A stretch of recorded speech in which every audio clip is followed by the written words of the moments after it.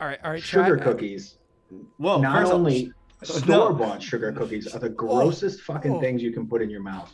I mean, I can think of grosser And I things, managed but... a porn store. Okay. no, Those are we're the talking grossest about, things you bro. can put in We're your mouth. talking about the soft fucking sugar cookies. These things are so fucking good.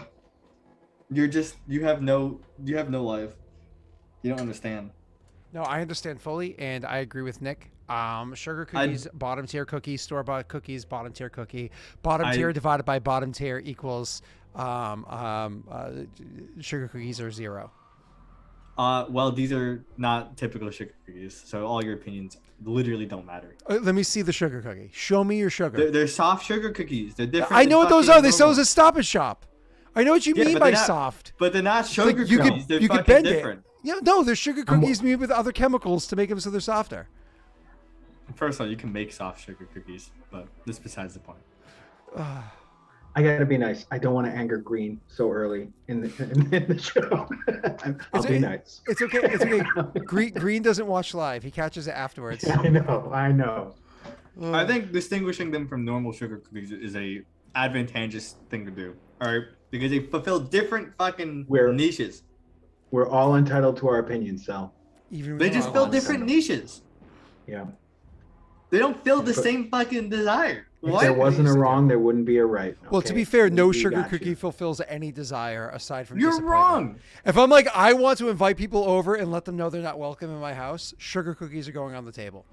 I fucking love sugar cookies. That's Holy fair. shit. Right? Like I either put those there because you're not worth my effort, or because they were repurposed from somebody else giving them to me. Yeah. Like, put them next to the candy corn. All right, you're right there. Oh, yeah, exactly. I fucking love candy corn. Oh no! Yeah, you probably. No! What is wrong with you? Jay, can you weigh in on this one, please? Help me out, brother from down south. Help me out, man. We don't have candy corn down here, but it looks really gross. It tastes like wax. It's textured like wax. It's wax. It doesn't. It's wax. Okay. No, it's not. And Jake, opinion on sugar cookies? Maybe yours is. What the fuck? Get better candy corn. I don't. What's a sugar cookie? Exactly. Okay. See, Australia's starting to. I can't. I know, right? I might have to leave. I might have to leave. We don't have to agree on the candy corn bit. I understand I'm in a minority opinion there. All right. So do you know what Listen, Snickerdoodle? Elon Musk didn't buy Twitter so you could censor people's opinions, Sal. All right. Just saying. Did he actually go through today? I know Twitter was leaning so. towards yes. Did it actually go through? Yeah. There is so much to my legal news, it did. hoopla that has to happen before that moves. But they have to approve it first. That's step one. Then you go to the SEC or whatever. So. Well, the board approved it. They're a very publicly traded company. So the board did approve it. Okay, so that was they gotta send a vote out, and the rest of the shareholders have to approve it. And... No one likes licorice in general. To be clear, licorice is. Twizzlers are fine. Bro, the only licorice I like is in Jaeger bombs. That's it. What? Listen, all right, you don't like Twizzlers? No, I'm not 87.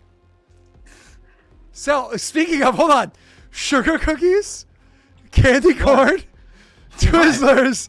Oh no! Oh no! I don't even know. Oh my God, an 80-year-old wouldn't have sugar. Sal, are you okay? An 80-year-old wouldn't have sugar. Are you a widower? Like how many years ago? How many years ago did you? Guaranteed, Sal. You've got the connect for good rye bread, don't you? The what? Okay, I love rye bread. You know I do. I do too. Don't get me wrong. But there's old people. You've got rye bread. I don't know what that is. Rye bread. Oh, I fucking hate rye bread. I don't like it at all. You hate sourdough too, don't you? Sourdough's fine. Oh my God, you have the worst opinions. I said sourdough's fine. Can you share an opinion that I can be like, all right, Sal, you redeemed yourself, please. You tell pumpernickel bagel with chive cream cheese. I've never had pumpernickel before. So oh my God, pumpernickel. Oh my God, it's so good. Fucking everything bagels are so fucking good though. But have you ever had a pumpernickel everything bagel? No, I never had pumpernickel. I've literally just said this. Nick, yeah, have you at bagels? Have you had pumpernickel everything? Good. Yes. Oh my God, it's so good. So I won't lie though, when they started putting out the bacon, egg, and cheese bagel. Yes. Sorry, the bacon and cheese bagel. Yes, that was good. Oh my God. Julian used to make fun of me for getting the pumpernickel. He's like, "You're so old." Julian doesn't eat bread. I know. Julian doesn't eat bagels. Julian has like one bagel a month. Well, not anymore because he's in Singapore, but he only had like one bagel a month. So I don't even have a bagel a month. That's because I can't get them. There's no good bagel shops near me. oh, there are here. Well, yeah. Well, I don't live in fucking the Northeast. All right. See, no, and I got to Snake. I'm stalling because I have more events to do, and Do I you? got railed so hard with my events last time. I thought it's Jake's turn. I'm not sure I'm ready. No, Well, yeah, I've we got, finished. like, We two finished more. Nick, and we go to Jake. Yeah. So, Sel, can you share an opinion of something that you enjoy so you can redeem yourself a little bit? I'm trying to think of my least controversial food take because I have some ones that a lot of No, people your don't agree with. controversial ones I might actually agree with. I think pizza's overrated, but that's besides. Agreed. Unless it's scratch, unless it's like homemade scratch. Agreed. But continue. Trying to think. What's really? I mean, fucking potato pancakes is the best use of potato in my opinion. Flat. Best use of potato. I don't know. French fry done right is pretty good, but I like. Yeah, but it's like like lactas, right? Latkes, yeah. Yeah, Latkes. latkes, that's I what mean, like latkes. those They're fried, dude. You delicious. put some sour cream on them. Put some salmon and dill with cream cheese, or instead of like sour cream, salmon, dill, and cream cheese on a latke goes hard. That sounds amazing, but I don't use sour cream. Sour cream. I don't know. Well, Everything sour cream else, is yes. for like the Yes. base for me Yeah. in latke. Yeah. But then you could do I'm gonna have applesauce to too. I disagree. just like the less sweet side of it. Okay, hold on. Do Nick. you remember? Do you remember those things Miguel used to get from Jamaica Plains? Oh, wait, hold on. From Chili's. From Chili's? Chili's. I have no Chili's. idea where they came from. Chili Southeast Grill. No, not Chili's. Chili's. Okay. It's a place that you go in. You have to order in Spanish because they don't speak English, or at least back then. And it was awesome. I used to love saying, Miguel, what is that? And he'd be like, meat. I'm like, yeah, but from like what animal? He'd be like, I don't know. It's meat. I'm like, It was like, what do you mean? He's like, it says meat. Like the menu says meat. I don't know what meat it is. Thanks, Miguel. it's right. I didn't want to know either. All Yeah. I knew it was a potato stuffed with meat, and it was Yep. delicious. So fucking good. What- It's so good. So it was Jilly's. If anybody watching the streams from Boston, Jillian's, something like that. I think it's called Jilly's. It was just Jamaica Plains, Boston. Like so good. My other best take on food is sushi is the best. Oh yeah. But My 6-year-old eats sushi. fucking Absolutely. love sushi. Holy yeah. shit. So Nick, by the way, really sometime soon we're going out to get sushi together because Rory now eats sushi. Like she loves it. She has been for a little bit now, but she's never seen a sushi boat. So I was like, Brittany, we have to bring her out so we can get a sushi boat. And she's like, well, then Nick's coming. She's like, because if Nick comes, it's probably 2 boats. I was actually going to say, if you're going to have some on my boat, we're going to need two. Yeah, not even joking. Brittany was literally said, we need to get Nick. So she's like, I remember the first time I got sushi with you guys. You ordered so much fucking sushi. I was like, there's no way we're ever gonna eat this. And then that and the poo poo platter for 4 or whatever it was. And she's like, and it was all gone. She's like, we left the table empty. I didn't know that could happen. I have to tell that story then, because we went in and I don't remember, some life event had just happened, and we went out hungover to this sushi place because that's how much we drank the night before. And they treated us like total crap, stuffed us in the back because we looked like garbage human beings, and his wife was being nice and taking us out. So I sat down and they look at me and I just said, oh, let me see the sushi menu. And they showed it and I said, well, take it. And I just ordered the whole menu because I'm a fat fuck.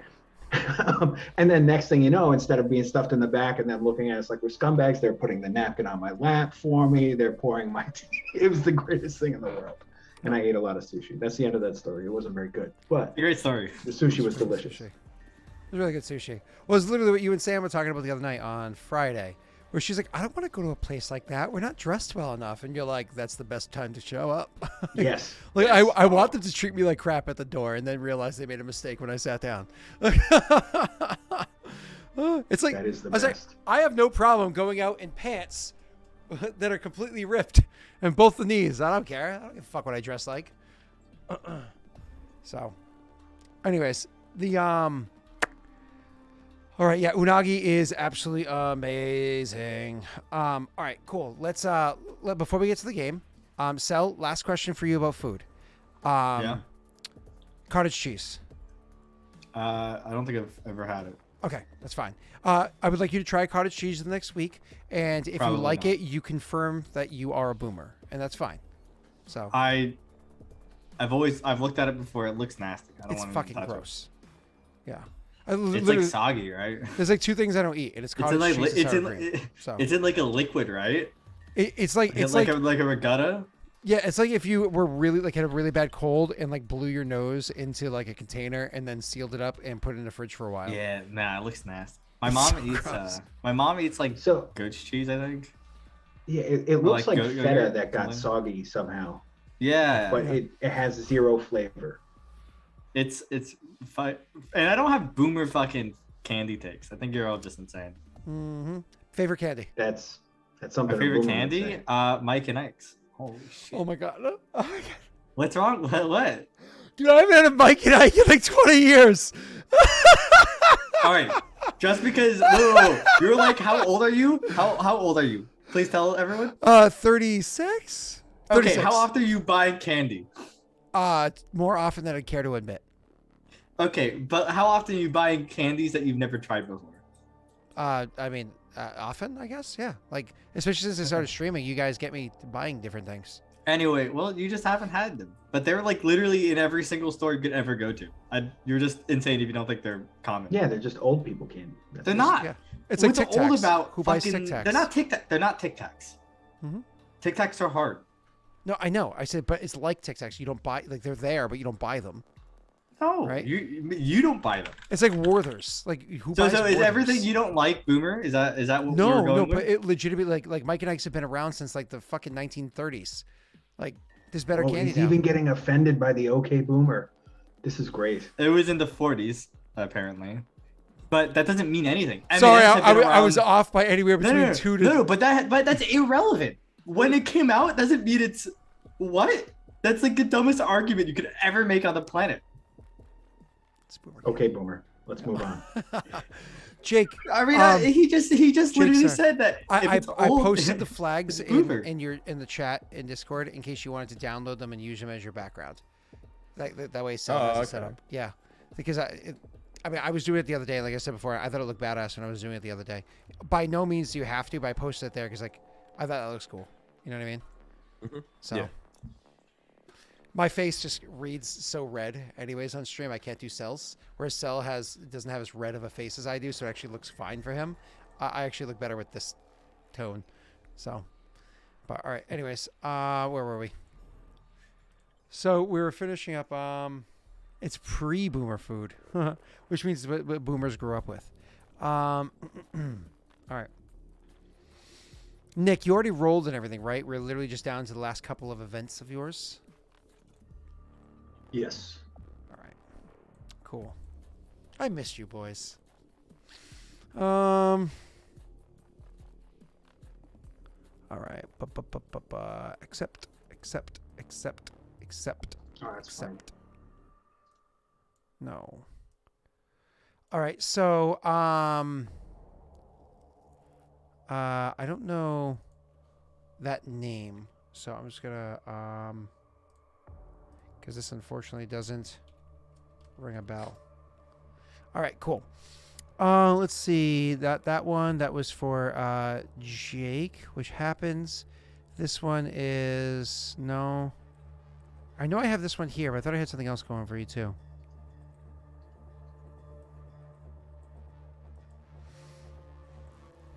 Oh, here we go. There's this one here and this one here.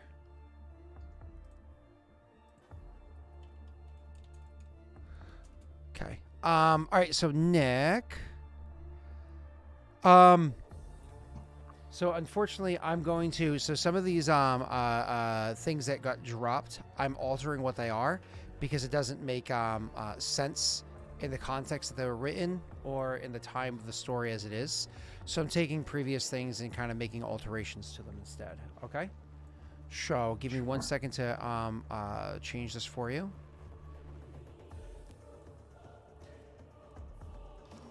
So we have. Where are you?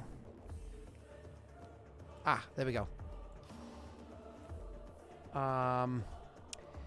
Shit, I forgot to write the name here. Jake, the name of the clan that you have that bonus to diplomacy with, it begins with an M.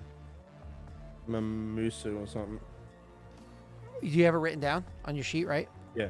Yeah, I do. Can you tell me the name real quick? Yep. Please and thank you. It is. Where did I write it?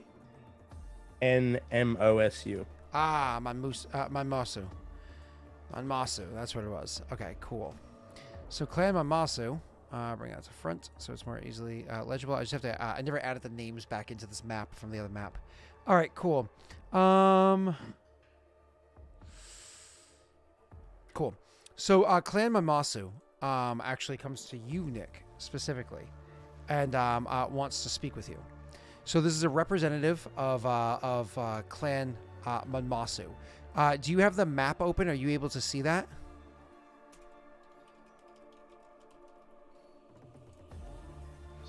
In roll 20. To the most important. Clan Manmasu. Are they on the river?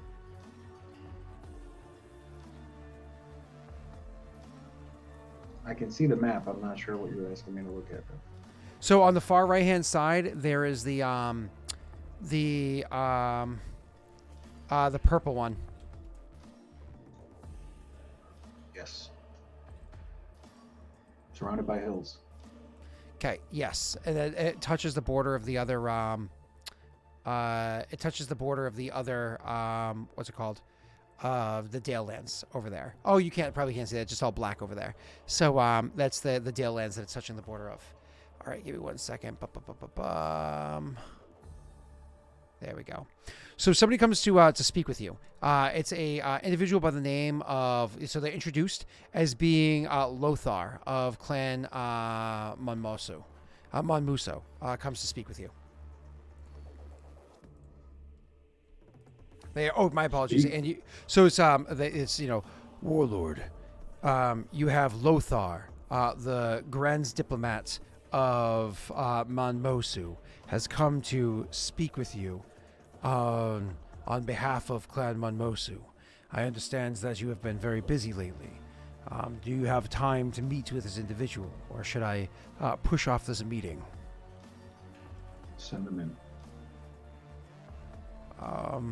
They bow and will continue going. Give me 1 second. All right, cool. So they will introduce the individual to come in and meet with you. So the person when they come in, to be clear, they are dressed fairly well by way of like the quality of their equipment and what have you on them is pretty well. But they were just introduced to you as being a Grand Diplomat. But they are not dressed in your typical courtier clothes. Like most of your clan does not wear courtier clothes, right? Like if you're sending a Grand Diplomat out to do things, maybe then they will, right? But for the most part, your people are usually dressed prepared for in case a battle happens at any point in time, because you're come from a roaming warriors, right? Like you actually built this clan up from the ground up or took over one, you know your own story. So seeing somebody who claims to be a Grand Diplomat coming in and being dressed in, again, very well crafted and well maintained, armor, and have weapons at their side and whatnot, coming in to meet with you kind of throws you a little bit off. Usually you expect a bit of pomp or pageantry being inside there. Anyways, so they come walking in. They're a half orc. He stands as most half orcs do. So, orcs themselves barely crest over 5 feet most of the time. They're usually in the high 4 foot range, low 5 foot range. They're about as tall as, Jake. But anyways, they this individual comes in, and being a half orc, they're probably like a good 5'9", 5'10", and built pretty well. So they don't just have a weapon on them; they look like they probably know how to use it as well. Anyways, they come walking into the place, and as they come in, they give you like a slight head bow without doing like a full blown big draping bow. And they say, and they give you like a slight head bow to pay that version of an honorific to you. They of course wait for you to speak first because you are the warlord. Welcome to what do I owe the pleasure? Warlord, I come from Clan Mamosu. Sorry, I gotta say the name right. Mamosu. I come from Clan Mamosu to meet with you. I heard many tales of what you were like long before, and kind of like just like a little almost dismissive gesture. You became a acclaimed warlord over these lands. Correct me if I'm wrong, but your legends say that you actually traveled these lands, that you earned your rank through battle and bloodshed, and not through pomp and pageantry. You speak truth? He nods. He says, there are those of the Kujinksi clans that respect that kind of warlord. Too often we hear words. More often we'd like to see people that are willing to raise their swords. There's one way to earn respect. It's to give respect and take blood. Agreed. I would like to say that Clan Manmosu has its aspirations. We wish to claim more land in the name of Kujinksi for the benefit of our clan. But we are having a bit of, shall we say, difficulty. Those that would claim the land to be their own are less enticed to understand who their new rulers truly are. Get to the point. We'd like to have an exchange of sorts. Your clan is not small. Granted, it is ... about half the size of Monmosu. But your reputation suggests that your might is probably more than greater than a size of that you have. We wish to have an exchange of sorts. Our soldiers fight for you to help you claim lands, and in return, your soldiers fight for us to help claim lands.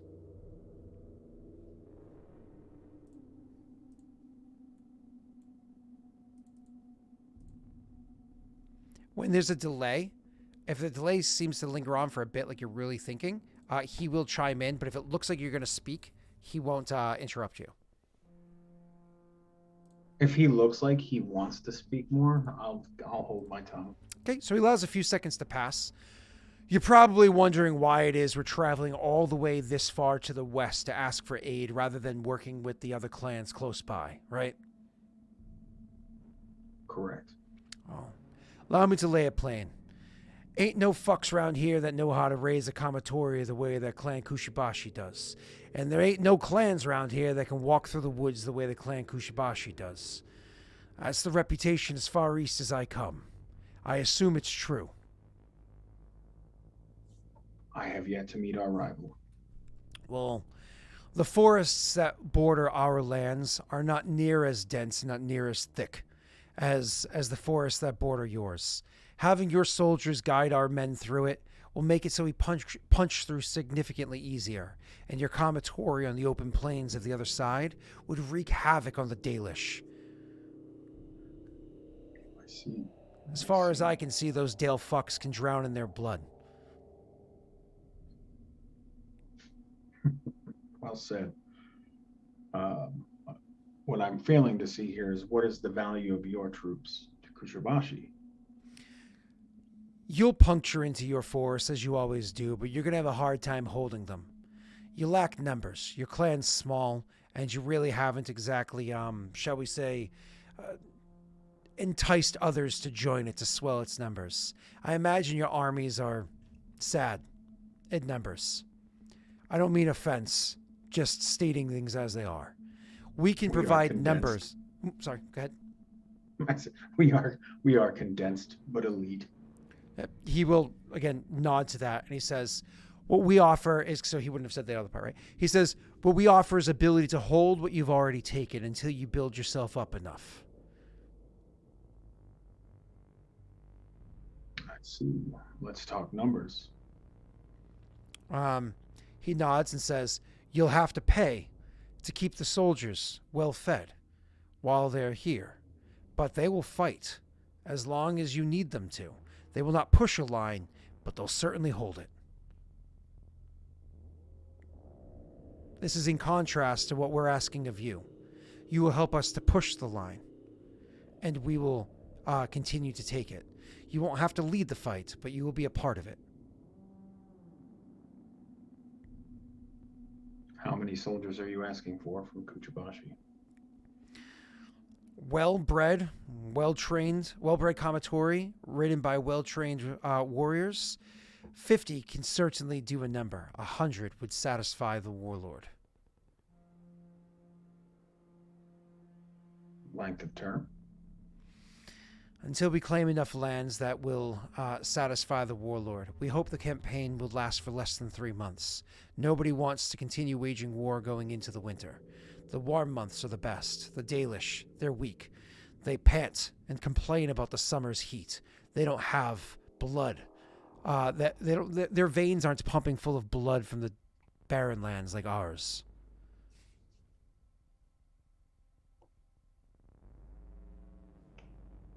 I see. I'll have to speak to my general. He nods. In exchange, we will offer 5 times what you do. You deliver 50, we offer 250. You deliver 100, we offer 500. They will hold lines, not push them.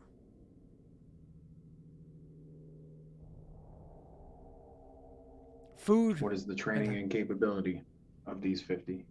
Of these soldiers? They'll be adequately trained, but certainly won't be our elites, so we will need them on our own battlefield. The numbers will keep your creatures at bay.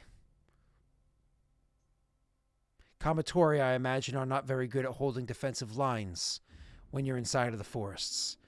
Defense requires a steadfast heart or an idiot who doesn't know how to give up. Kamatori are built for speed.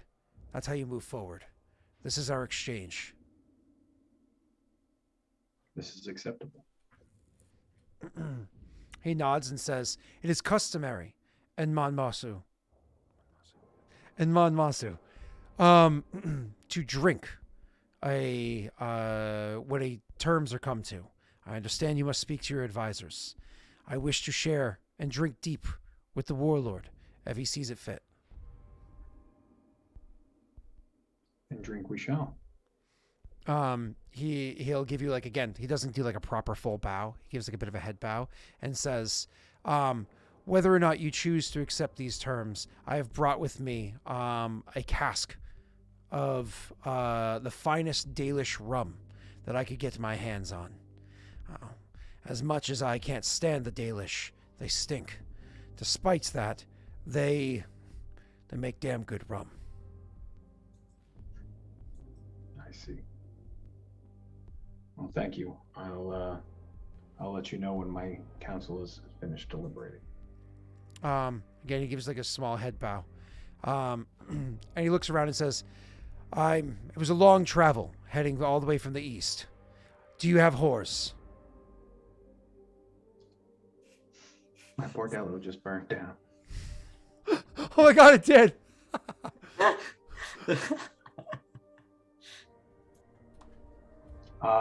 No more than the what would be available at the inn. It is not frowned upon in Kuchibashi. He looks. We can roll a sense motive. Can I roll a sense motive? Sorry, I don't keep garrison whores. But, They're independent contractors. They make their own decisions.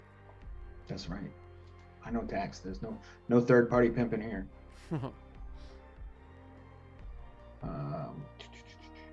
Sense motive with my awesome sense motive skill of not much. Yeah. Oh, that was Karzak. I rolled the wrong one. I'm a dumbass.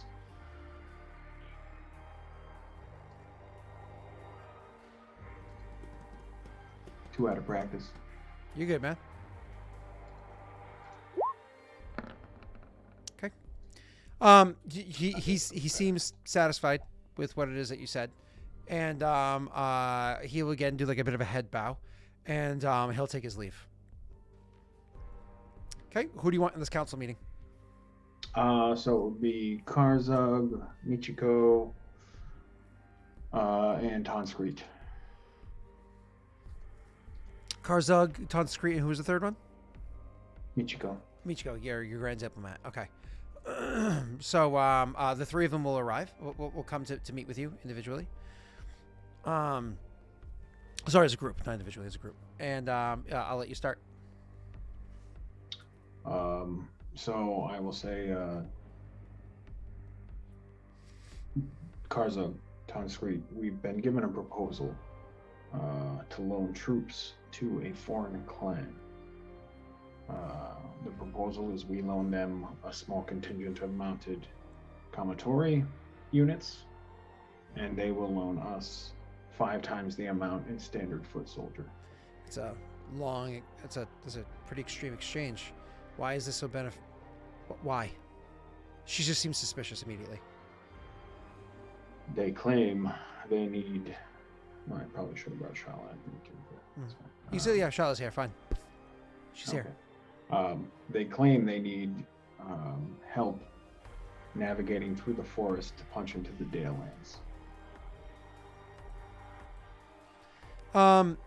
You'll actually have what the hell's his name? Tonscreet will nod to that one and say, navigating woods is something that is not well accustomed to Karak. It makes sense that a clan would have a hard time, would feel out of place, lack sure footing in a terrain such as that. We have proven our merit, but they visited us and not clan, I think it's Wolfma, to the north. I'm curious why they visit us instead.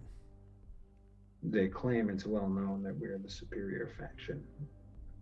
We punched the furthest into Eldamar, so they say.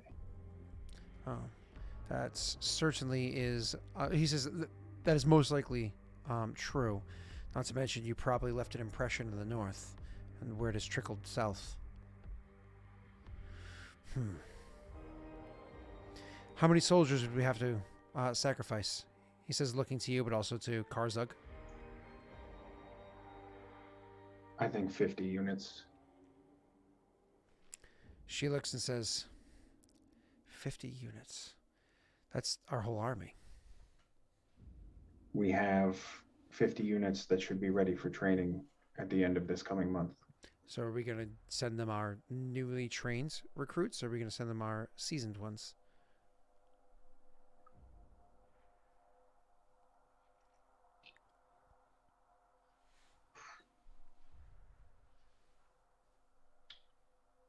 I think we send the seasoned troops, and I will keep the newly trained troops in line. She looks, she frowns at that because obviously she knows the implications of what that is. And she says, Warlord, I say this just out of caution. If we send our best soldiers behind another clan's lines to fight with them or for them on their front lines, and then allow that number of soldiers behind our own lines, what if this is some sort of double cross? What if this is a means of weakening us so they can attack us from behind? And it's actually where Michiko will chime in and say, I can look into it. Michiko could say, I can look into their reputation and see what the other clans think of Monmasu. And Charlotte looks at you and says, just kind of gives you that look with like a head kind of cocked to the side, like, want me to do some spy shit? Yes. Yeah, I think we should cover our base. My thought was to take these troops on loan and center them in the fort that we have in Eldamar. That way, if it becomes an issue, all we need to do is isolate them in the forest long enough to where Eldamar takes care of itself. Tonscreet kind of frowns and says, Warlord, I hate to remind you, but we no longer have a fort there. It's damaged, but it can be repaired. True enough.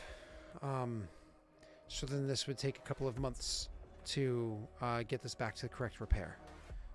How many months? I think a fort usually takes 4 months to build, right? So I think 2 months. Yeah. I think we can instantly build that. Oh, yeah. Oh, you're gonna use that ability, huh? That's funny. Yeah. That's funny. So you say so in game you probably say something along the lines of, I'm sure if we put our mind to it, we can get that done a bit quicker. That's along those lines. And what the hell's his name? Tonscrete will think and say, I'll see what I can do. I'll speak to, I think Iben is your treasurer, or maybe it's not anymore. It is new. Yes, it is now Ferris. I can speak to Ferris and see if we can shift around some coin. Maybe we can have it done quicker to satisfy them. Though perhaps asking them to stave off for a few months isn't a bad idea. Wait till we have at least our soldiers trained. This I can agree with as well. If we can train up the new soldiers in time, we can send the new soldiers in instead. I continue recruiting. I intend to continue recruiting for this foreseeable future. He nods and says, well, certainly we should... she says, certainly we need to continue swelling up our armies, especially if there's going to be requests like this and we want to continue to push forward. We've received a considerable amount of pushback, not to mention the loss of... and she doesn't say his name. Let's not drum up bad memories. But remember, she's from a different country, so you guys probably don't care as much. So. Yes. We're going to need elite cavalry in excess of 500 troops before we make any more significant expansion. She says everybody kind of like nods, understanding that. And Shala says, what do you want me to look into?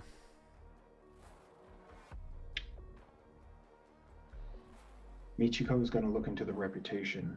I want you to find out if this campaign is on the up and up. Okay. Best case, or it's either that or infiltrate the troops that are coming on loan to see if there's any ill intent behind this move. They nod and say, I'll head it immediately. I can probably get you the answers within a month. Make it happen. She nods and starts kind of like coming up with the people that she's going to send, and she'll go part way, but not the whole way. Like she might spend some time in Shado as like a front spot for it, and just visit people in Clan Shado just as like a favor thing. So maybe there could be like a fun little RP thing with her in Shado. But either way, feel free to make a note of that if you want, Sel.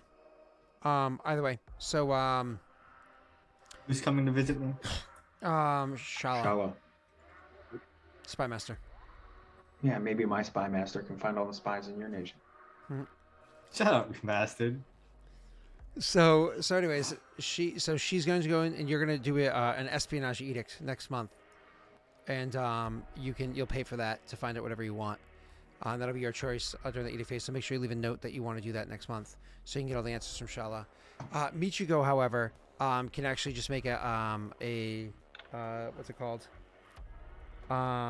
Event roll to find out information, because that's something that can be done next month as an event roll, and it'd be a super easy one. So, well, not super easy, but it depends on how much you want, what kind of level of information you want. You could set the DC yourself. You know what I mean?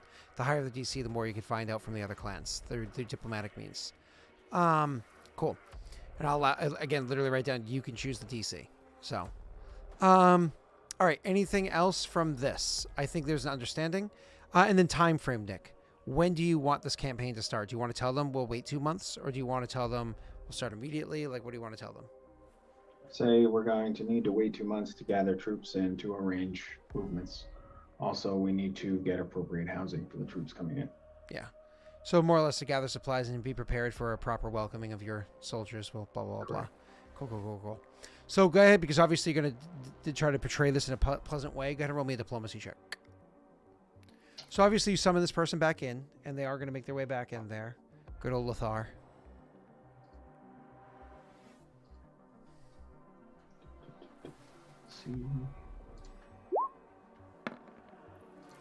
When Lothar comes back in for the next meeting, they're no longer wearing like warriors outfit and like traveling with a bunch of weapons and what have you. They probably have like a hand axe or a dagger or whatever it is on their side, just because it's always good to have a weapon with you, especially in other clans area.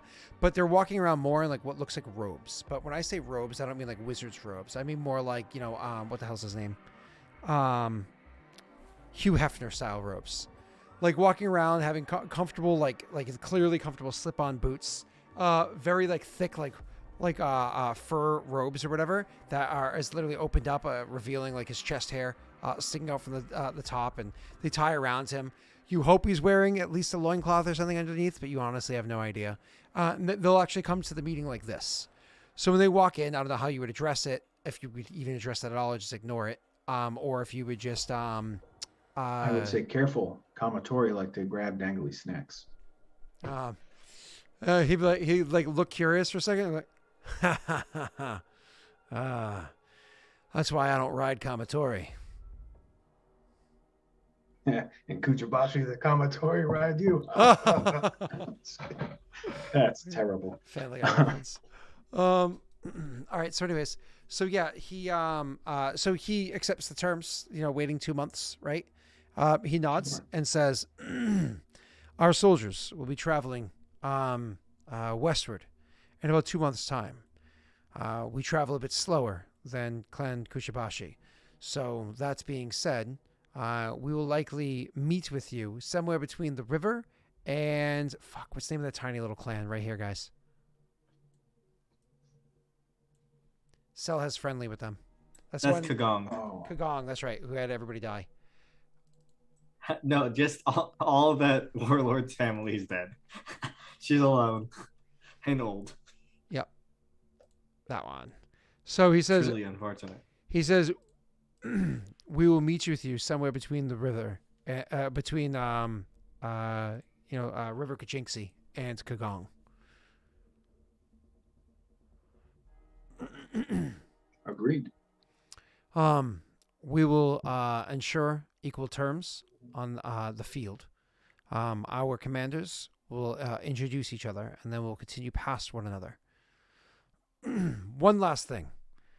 From what I understand, you and long red one that you hate them.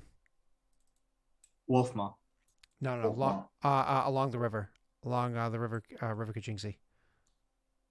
Oh, Zinquin. That's right, Zinquin. I got all your names down. It's got Quinn. I have it on a different map. I'm just not. I just don't have it written on the map that we're currently using. So yeah, I got you. So Clan Zinquin. So he says, rumor is that you and Clan Zinquin do not get along. Is this true? Zinquin has dishonored themselves in the eyes of Kuchibashi. They're fucks. Yes. Manmasu and Zinquin have warred many times over decades. They are fucks, but that's neither here nor there. If you wish to travel the river in a way that would be peaceful, my suggestion, Riba Rodo. They require very little fee for passage. A little bit of favor, perhaps some coin. Have your soldiers spend money in the local brothels or taverns. This would satisfy them. 1 BP. This would satisfy them. They would be able to pass through with little to no concern. Interesting. We will keep that in mind. He says, have you had an opportunity to sample the Daelish rum? We were waiting for the conclusion of our business. Come and let's drink. You'll crack it open, and one of the first things you smell is spices. Oh boy, the spices in it. So it's more like you have to imagine like a Caribbean style, like a Jamaican rum. You know what I mean? So Heartburn. Yeah, heartburn. Yeah. So he brought like a Caribbean style rum to you. So it's like a Daelish rum, and so it has like lots of spices and seasons and whatnot.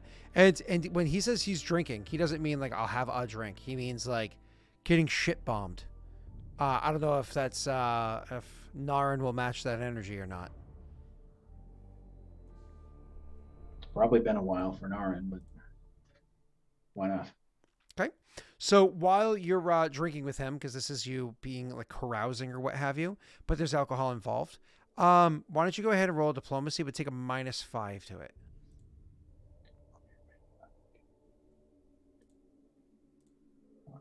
Do I always close the sheet? -5, you say? Mm-hmm.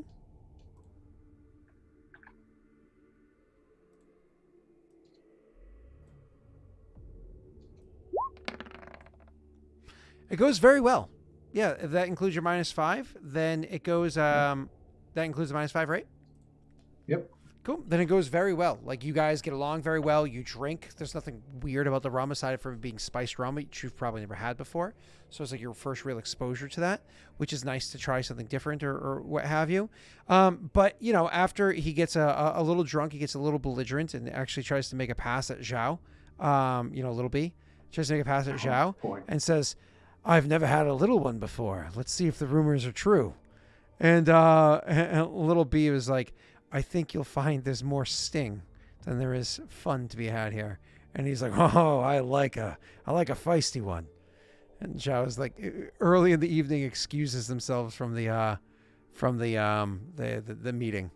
Either way, so he's a little bit unorthodox, but overall, he's not disrespectful to you. He just isn't overly respectful, which is something that you've mostly kind of grown accustomed to.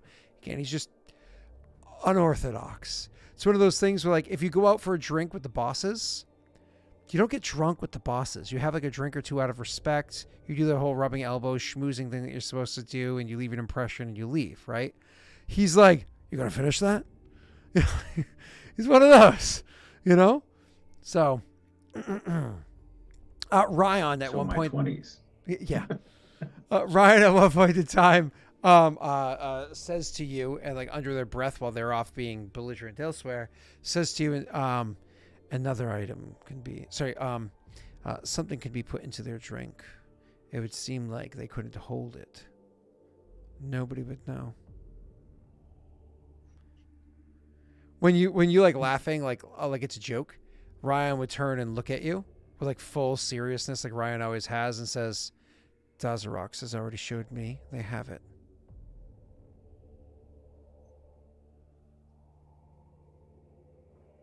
What's the value in that, Ryan? Peace of mind, they say, looking across the place as the person's like finishing telling a loud joke and like laughing at their own joke afterwards. Have you ever listened to yourself prattle about your experiments?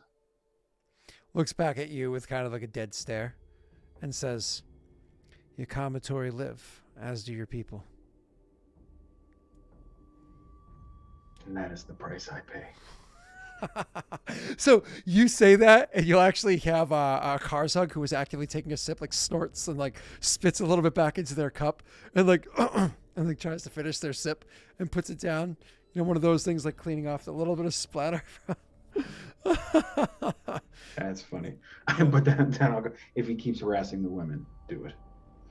Zhao, I'm pretty sure is a dude. Oh, Zhao's a Is lady. it? Oh, Zhao's a lady. Yeah. Oh, they still would have said it. He still would have said it to her. So, either way. Glad to know that Lothar is not exclusive. Oh, no. No, not at all. So, I actually thought Zhao was a dude. So, the fact that this little B is the only interest, like if Eric was there, it would have been a little bit nicer. So, anyways, probably actually makes a reference like that.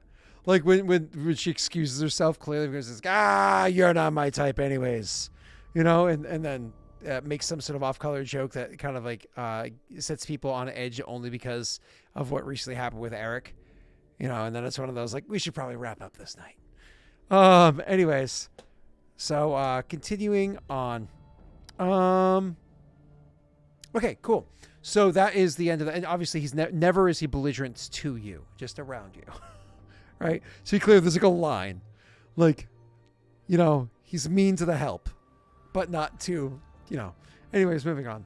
So you dating red flag. Yeah. Yeah. Oh. Did you see that? That doesn't matter. So it was on Twitter. It doesn't matter. So that wraps that up. Cool. The other thing for you was, do you recall who Gital was? Gital. It rings a bell. This is the member of Clan Atlan that Yes. that said that they will gladly bring others to help train your soldiers. Yes. Okay. So Gital several days later on will come by just to see how the recruiting and whatnot is, just because they happen to be in the area. It's kind of like brought to your attention that they're in town, but they don't ask to speak with you or anything like that. It's just brought to your attention that they happen to be looking throughout, like seeing how, because you're building an academy right now, aren't you? Yes. So seeing how the academy is coming along, seeing how the recruiting is coming along, stuff like that. Do you choose to actively speak to Gital, or do you just allow them to kind of like pass through? Well, I'll speak to him. So if you actually summon Gital to speak with you, they'll come in and give you a proper bow inside of your court, and I'll allow you to open up. Gital, how fares your travels?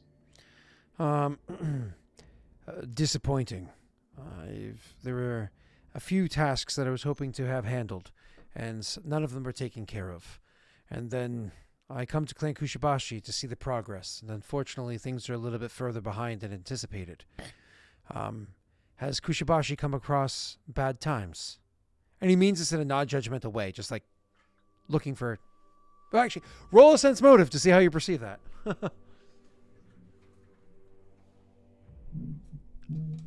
I always give away information for free.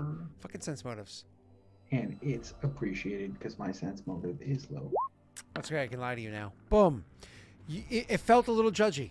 He felt a little judgy. We've had to mobilize our forces, and our attention has been directed elsewhere.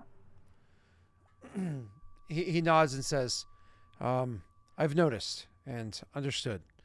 I also heard a rumor that... No, before I get to that part. He says, how much longer until Clan Kushibashi has an adequate number of soldiers to begin training? How many soldiers did we need? Shut up, Snake. You are crap. The goddamn like 7 natty 20s. So I would say I would like to begin training troops as early as next month. Will you have troops next month? Again, I have. Again, to you, it's coming off as a little heavy-handed, even though he actually doesn't mean it that way. To Naran, he's viewing it that way. Continue. The troops will be available next month. He gives a small bow and says, then I will do my best to return then and see to it that the training can begin then. If I cannot return then the following month I will begin doing what need be done and see to it that these troops are adequately trained for the tasks that you have for them. Warlord, before I ask for my departure, if I may be so bold, there's a rumor that I heard about Clan Kushibashi. The rumor is that you have recently had none so pleasant dealings with the northern clans. More importantly, that you've challenged a particular member of the northern clans to a duel, an honor duel. This is correct. Such a challenge is beneath you. Should you become injured in that fight, misstep, should you misjudge your opponent, perhaps you are happen to fall ill that morning or a few days prior, many manner of circumstances could negatively impact other clans' view of you because you personally did not arrive to this fight. So because you personally arrived to this fight and suffered injury. And in the worst scenario, should your misstep lead to your demise, all honor that you've worked for could be lost. It's in my opinion, a tad foolhardy to go into this battle yourself. So what do you suggest? I have a second? Indeed. Moreover, I would wish to have the opportunity to do this for you. It would publicly show my support for your clan. It would allow others to understand that Clan Kushibashi has allies in places that maybe they didn't know. It would give a bit of forewarning for the soldiers that Kushibashi trains in their academy. But it also would give me an opportunity to stretch my wings. I have not engaged in individual combat for some time, and I wish to be brushed up if I am to be training your soldiers.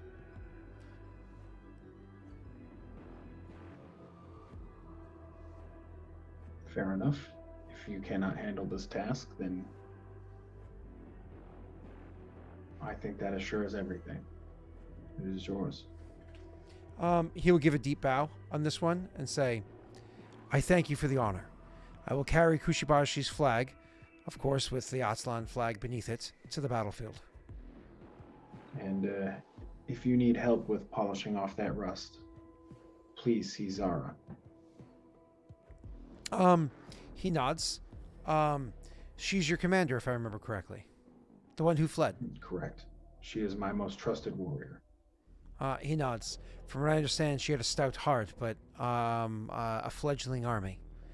I'm looking forward to seeing what we can do with them in the future. Yes, the amount of slaughter she caused with an army 1/10 the size of the attacking force was impressive. He nods in agreement. Bows deeply again and say, was there anything else that you summoned me for, Warlord? Simply to see if you needed assistance. He shook his head. No.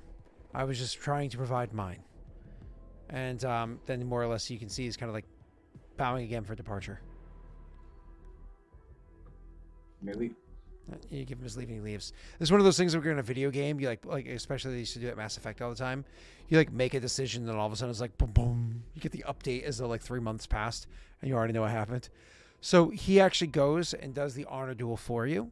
It turns out the person that he's honor dueling does know their way around a blade enough that it ends up leaving a small scar on his face, and then it leaves another wound on their body.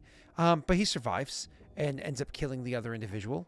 He actually wins that fight, maintaining the honor for Clan Kushibashi. And again, he said an Atlan flag would fly there too. To be clear, that is a dissolved clan. That is more a coat of arms than it is anything else. It's more of a show of lineage. So if you have a proper square flag, like say what is flying behind Cell right now, the Atlan flag would be one of those like small triangle flags, like more or less like a battle banner, right? Like a little flag that you would use just as an honorific that he would fly there. And so that's what he would be bringing to the battlefield, and he would and have the impact. As a matter of fact, it does have the lasting impact you were hoping for with the others around, sharing rumors going about the other clans that will eventually be returned to you when Michiko comes back and has talked diplomatically with others, and they hear that apparently Kushibashi has earns the favor at Aslan.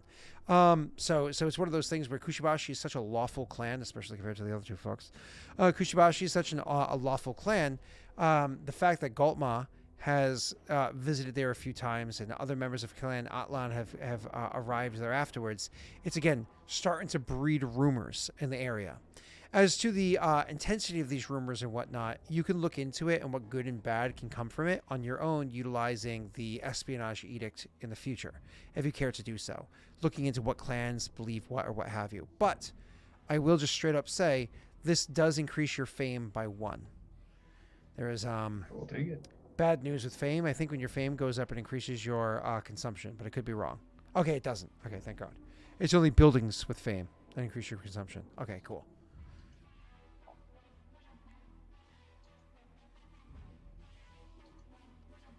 To remember where that is on the sheet.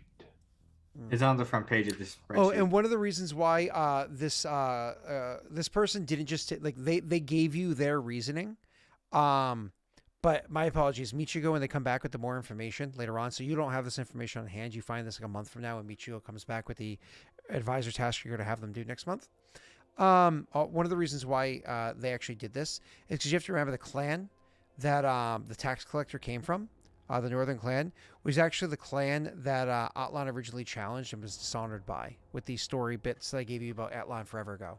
So this was like it was also like a personal vendetta of their own, as well as kind of playing up the significance of this fight in your favor, right?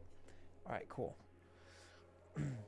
One of those was a modified Fortune's Favor. The other one was a more or less straight-on delivered Fortune's Favor. So Wow. those have been satisfied. Thank you, folks. Yeah. And they might not be from who you thought they were from. Interesting. And I'm just confirming that there's no more Kushibashi before we move on to Jake, because I'm sure Jake is getting antsy in the pantsy. No, you're good. Okay, so there was a Fortune's Favor that came from forever ago. This is where this guy came from. The one that you just spoke with. The one that you just spoke with. And the whole idea of the original Fortune's Favor, which literally came February 28th at 10:39 p.m. It was Atlan teaches Kushibashi the art of Litmasil, which is like, I mean, so you know what that is. It's something, you know, it's which more or less gives you access to the samurai class for your clan. But I believe Cell was suggesting, and we're all kind of agreeing with, that you guys should have pretty much easy access to the samurai clan class as it is, so long as you have an academy. Isn't that what we're all agreeing to?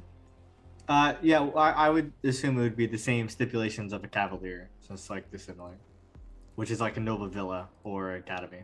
Yeah. So that being said, I almost feel like, because that Fortune's Favor specifically burns to give you the samurai class, is there a different class that we can say they give you access to instead that is perhaps a little bit more difficult to get your hands on, that would be better represented by that Fortune's Favor? Ninja doesn't make sense for Atlan, though. Atlan was the lawful people. Right? Nothing's not lawful about a ninja, though. So let me actually pull up. Cavaliers is easy to get as a samurai. So I just want to see what Kajinksi, the book. Which book is it in? Battle. Okay. No, rulership. Okay. So rulership is opening now. And now that I have it open, there's my cursor. All right, I'm trying to find it. Here we go. So let's see. There is Alchemist, Anti-Paladin, Barbarian, Bard, Cavalier, which is Military Academy, Noble Villa, or Stable. Cleric, Druid, Fighter, Gunslinger, Inquisitor, Magus, Monk, Ninja, Paladin, Ranger, Rogue, Samurai, which is 4 1/4. Plus, no. So that's right. You're supposed to have a 4 1/4, but we're saying how Samurai makes more sense than Cavalier. Cavalier doesn't really make sense for your people. Cavalier is more of a 4 1/4 thing, because they're kind of flipping those. Because Cavalier is more of like the knight style that you would see in other countries. So we're kind of like flipping those. Well, Samurai, go ahead. Cavalier's requirement's a bit different, right? Because you can have just a stable that a Cavalier, you don't even need like a military academy. So unless you want to change it to any of those plus 4 1/4 are just fine. But it's good to note the change because it's not exactly flippable. They don't have like the same requirements. They do have the same requirements. No. So Cavalier is Military Academy, Noble Villa, or Stable. That legit could work for Samurai. That we just can agree to that. And then you make Cavalier. You make Cavalier 4 1/4 plus Military Academy or Noble Villa. Okay. Yeah, you literally just flip it. That'd be fine. But that being said, since it doesn't seem like anything really makes sense for flipping, right? Because Samurai just kind of already works with the lawful mindset, and Monk doesn't work because Monk comes from Monastery. Monk is like the broken chain people, right? So avoiding all this conversation that we're having, I think instead, Nick, I'm going to make it so that their training for you is just going to be cheaper. So sometimes Fortune Favors have a BP value, is what they deliver to you. So instead, the training of your soldiers will be significantly cheaper, or we can convert them to elites instead of just being basic ones. Because if we're all agreeing that Samurai should be free, it shouldn't give you access to Samurai. Cause I don't want to take away the value of that. It's just either they make it cheaper, easier for you to train them to elites, or just kind of like cover the cost for this. All Samurai are going to be elites. Oh yeah, they are, aren't they? By rule, right? Because no. a default army is level 2 fighters. Anything that is a level 2 that's a different class is an elite. Because that's higher level elites. Yeah, I see what you're saying. Yeah. Okay. So, but does training elites cost more than training regular fighters? Or just no, pulls from a smaller pool? It just, you divide your pool, so it takes more time, which costs more money. Maybe And change their the ACR will be divisor. higher. I'm sorry. What's up, Nick? Change the divisor for training. The divisor only matters for higher level elites. No, it matters for level 2 elites. It divides the roll by 4 by default. Oh, really? Oh, okay. Cool. Oh, that's right. I recall now. Yes. Because we literally did this last week. I recall now. Yes. All right. Awesome. So It's true. Hybrid classes don't have anything, but it's because hybrid classes are weirder to make people, I think. do you want to reduce the divisor, which just more or less makes it faster for you? Do you want to make it a lower check for you to have to beat to have them trained? Do you want to make it so it covers some of the costs of training them? What would you like to do, sir? Do you make it so they're higher level? Yeah, I'm trying to think. So what would it be like? Or because the person who dropped this Fortune's Favor 2 months ago, whose name I will not say, they could just, if you want, you could leave it to their hands and they could DM me what they think. I think that's fair. I Okay. think that they instituted it. We gave plenty of good suggestions. I think divisor level or whatever they want to craft. Okay. Because I don't want to take the that's value fair. from them. Yeah. Because Yeah, I mean, absolutely. Fortune's Favor, to be clear, is what is it, 9,300 or whatever it is, or 93,000 daddies, whatever the number is. It's a lot. So like, I don't want to devalue that contribution. You know what I mean? Yeah. So, No, I'm perfectly happy with that. You know. cool. So By they all can DM means. me, and I'll let you know what it is shortly. I think that buttons off. I think that's the last of all of your tasks, unless somebody in chat reminds me of something that I don't recall. I'm pretty sure I'm 100% done with you and can move on to Jake. So let's give everybody a couple of seconds to confirm, and then we can move on to Jake. He already did the random event last time. He got good weather. Steve, you actually roasted him about that in Discord chat. Actually, Nick and I were joking about that earlier. He was like, fucking Steve. Yes. Good weather for a barbecue. I remember, Steve. Yeah. Oh, right. Well I forgot done. that was funny. Well done. Much like my buildings. Well done.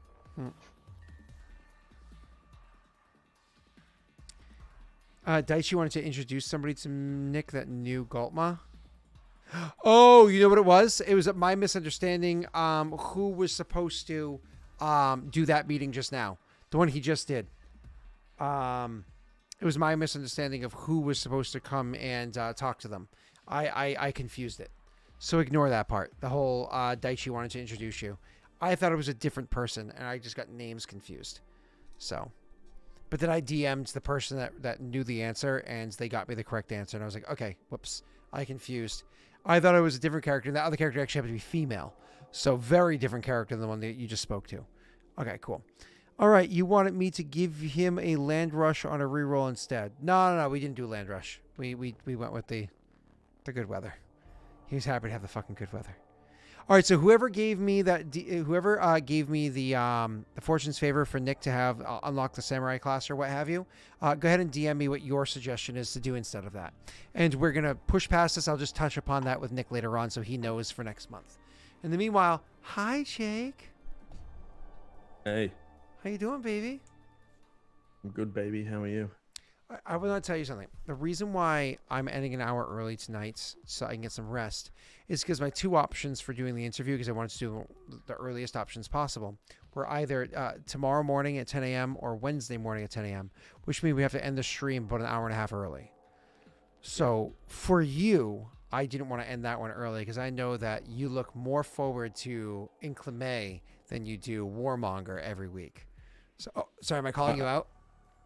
I mean, let's be real. I play Inclame every week, so no. Wow. That's some I'm Shado hurt. at Cell. I'm hurt. I didn't even know I had feelings until you said that. I'm sorry, Nick. I apologize. I really want to have a beer with Nick and Jake. Like I mean, sell when he's legal. I really want to have a beer with Nick and Jake. Like, I just I'm want. 21. Oh, congrats. What?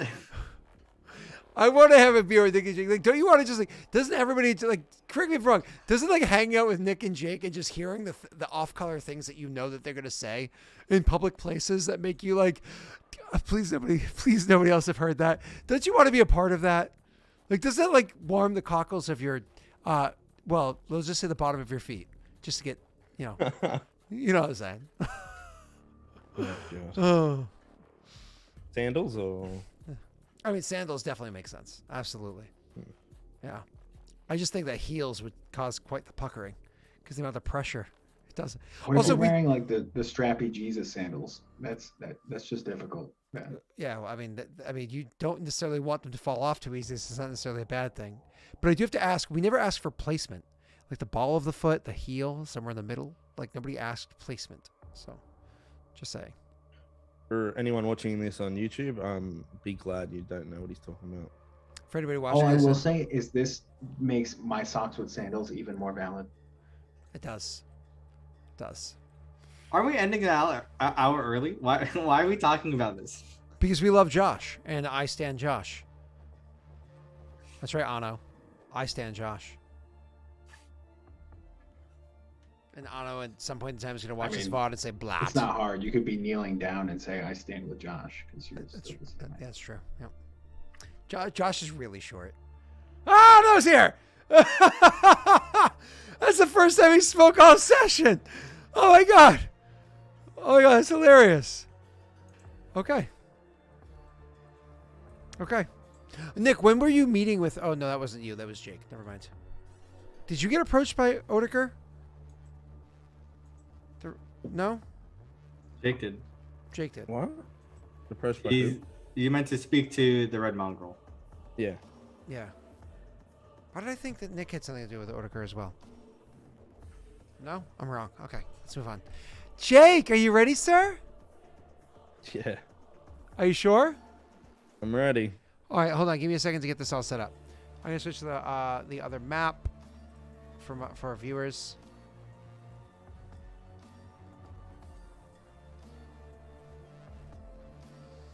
Bum, bum, bum, bum, bum, bum, bum. All right, let's go down to Densho. Ooh. Hey, Densho. Hey, baby. Okay. With the map up so people can actually see your die rolls. We have Densho pulled up. Ooh, you have a 75% chance for events this turn. That's exciting. Let's oh, you're just gonna crush all of your kingdom rolls. They're just not even worth rolling. You just win everything. Do you even have any unrest? No, she's just gonna get free BP. All right, go ahead, sir. All right. So, do I my just back add is that killing BP first, or? Oh, my back. Later? I don't know. I swear it's this chair. It has to be, because like I'll be doing slightly better throughout the course of the week, and then like I'll sit in this chair and it gets bad again, and I swear I fucked up something in the chair. Maybe the balance of it, maybe how heavy it is, maybe the slight angling at this point. I like need somebody that knows chairs to like come and play with it and like tell me what I fucked up. 1 second.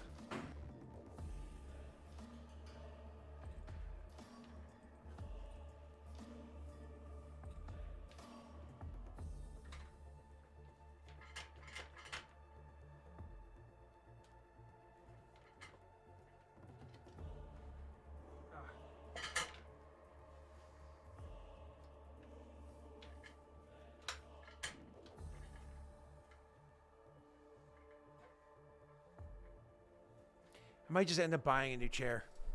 Grr. Arg. I mean, if it's not comfortable, it's probably what you should do. Yeah, I was just trying to avoid it. I might end up buying a new chair. If I get this job, I will absolutely get a new one. I mean, again, it's a good brand, and it has a good lumbar support thing that's in there. but it is technically broken, like a little bit right there.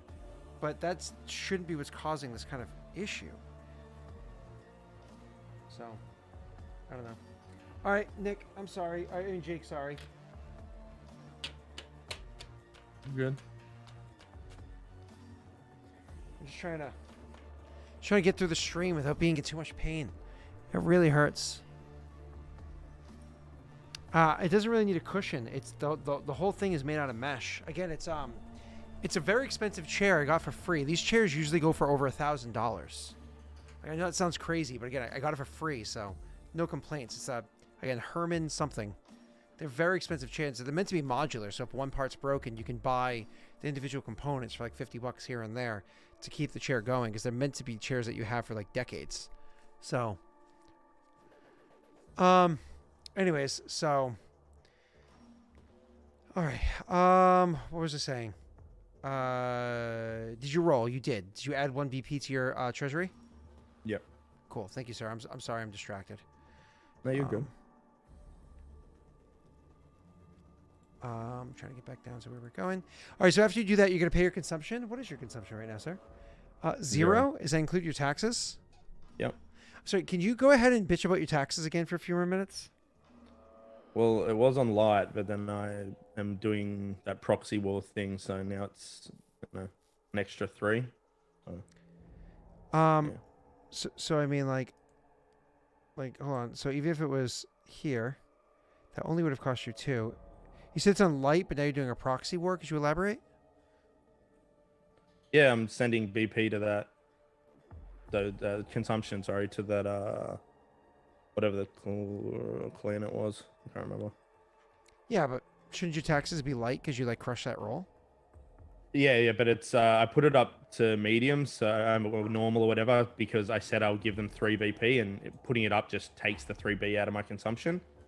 I don't have to just manually remember. But the math would be wrong. It's not. No. In the future, it could be wrong. Moment. Yeah, so just do this. In the do future, light, it could be. and then for other, just do 3. Oh, okay, yeah. There you go. Makes and then just do right here, proxy war. Do this for you. Merge these cells. Make this, like 7 font. And now you know why. Boom. All right. Cool. That ticks down to 4 more months. That's exciting. All right. This 1 month thing up here, is this just until your event phase is over? Because Yes, of a temporary event. It is Okay, till cool. the event phase. Okay, cool. Perfect. All right. After that, sir, you pay your consumption, which was 0, I believe. So that's awesome for you. That's right. After that, Yep. do you have any open magic item slots, sir? Yes, I do.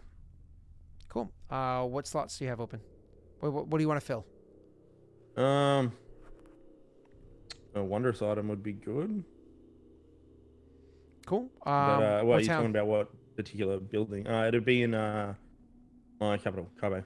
Oh, so you have a 10,000 gold piece limit. Things start getting exciting here because you actually can No, produce. it's 3, unfortunately. Oh, it's population. Sorry. Yeah. It's still you can start get. It's almost at items that are exciting. Yeah. Once you get there, then you actually start like burning BP to have gold to buy stuff for yourself. All right. Anyways, so it can be any wondrous item. There's no limits to it. It doesn't say like minor or medium or anything. What I need to remember. So temple is, I think. Sal, do you remember what temple is? I don't have it open. Temple, what do you mean? Like how much it Minor, costs? minor. It's usually wondrous, a potion or a minor wondrous. Yeah. Oh, temple is, I think, Also, Jake, while he's two looking that minor, up, anything. all of choose them are minor wondrous. somebody I in think chat it's to roll for anything you, Jake. for a temple. It's minor. Yeah, 2 minor items. Yeah, 2 minor any in items. chat. Okay. Ash. Does Ash want to roll? I'm always watching, Wazowski. Always watching. Always.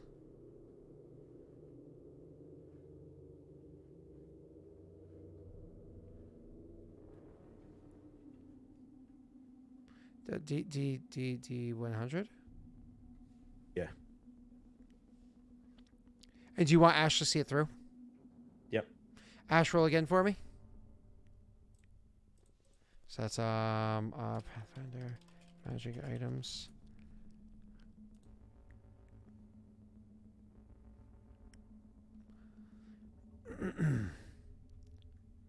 And roll again for me. That's a 70 whatever, so that's actually a scroll. If they can be any minor item, it's going to be a scroll. Odd to be divine or arcane, sir? Divine is even. Okay, odd to be arcane. Roll for me. Yep.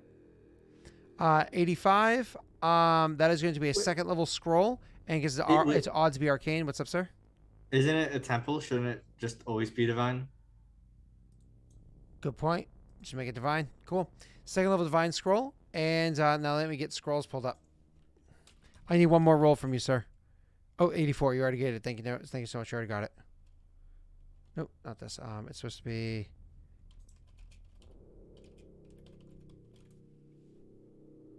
Okay, and to answer that question, for a level 2 divine scroll, an 84 is a scroll of spiritual weapon. Okay. It's a decent spell. I just want to tell you how I'm feeling. Help you understand. I'm never going to lift you up. I'm never going to let you down. I'm never going to run around and desert you. Never going to make you cry. Never going to say goodbye. No? You good? Yeah, good. Cool. Modify unrest. Is there anything exciting that can make you make unrest? Nope. Suck. I hate you. All right. So let's see. Assign leadership. Any changes to your leadership, sir? No. Did you watch the video I posted yesterday / this morning sometime? I did. Yeah. Did you hear my suggestion about Aurorum? I did. I have Opinions? nowhere to put him right now. Do you have a vassal? I have the Triaxian one, which is establishing itself or something. That I'm gonna do with that. That'd be so funny. You just send this like more or less like a Christian missionary off into the Middle East. Go on. It's like you're sending this Karak missionary into the Triaxian people, being like, allow me to teach you the wonders of Vroga. It's like slaughtering their people. This is how we sacrifice them. God. Like, just like the missionaries, you know? Anyways, moving on. So, infidel.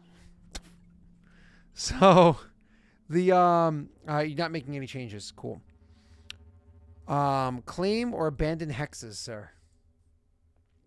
All right, we are going to claim this one and this one. Just 2, and These ones. you have Yes, the just 2. best record of hugging Cells Kingdoms. Are you going to put farms on them, yay or nay? Yes, I am. Okay. I'm also opening up my 4th district. So that is my. That's why you're doing the other. Gotcha, I understand. Yeah. I comprehend what you're saying. Yes, I understand. All right, so for Densho, you're going to increase your number of planes by 2. So it goes to 20. Mm-hmm. Which should increase your size. How much farms again on planes? 2 BP each. That's what I thought. Okay. And did you So increase your I'll number of minus farms by 2 yet, or no? 7. No, I haven't. Okay, so that goes to 5. Yep.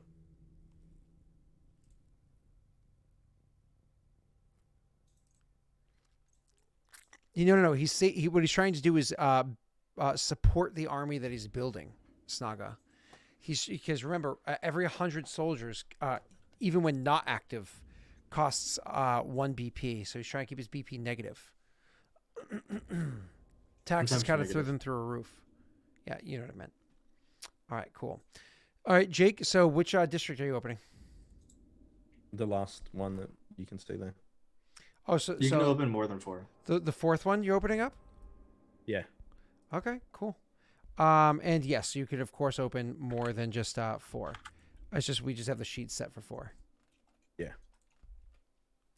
Cool. So you have all 4 districts are open now. That's really exciting. Did you change the number of districts you have? No, I did not. Okay, so you got to go to 5 districts. Yep. So increases your control DC overall by 3 to 55. Yeah. Cool. All right, awesome. You can still absolutely crush that with everything. What is your unless you roll natty 1 on an economy check? What is your buildings? Is that what we're doing next? Buildings, I believe. Yep, buildings. Oh no, So terrain improvements. You did 2 farms. We did Any the other? 2 farms. Yeah. Nothing else? That'll do us for now. Nope. Okay, you're not going to start building up a canal that doesn't touch water because Nick won't build down to you? I'm not doing that yet. Okay. Nick's greedy. He's keeping the water for himself. So you, sir, are going to do for what buildings? What town first? Well, we're not building any buildings, like new buildings. We're just paying off the buildings that we've got. So your temple is going to cost 4 BP for 4 BP for 1 month. It goes on to 3 months. So it should be 10 BP that I have to take off the treasury. So it's 4 for the theater, and then 3 for your military academy, which I believe is now done. Yep, that is correct. So 1 second. We're gonna give me a second to make this pretty. This is gonna be military academy. I believe is how you spell that. I believe I can do this too. Format. No. Format.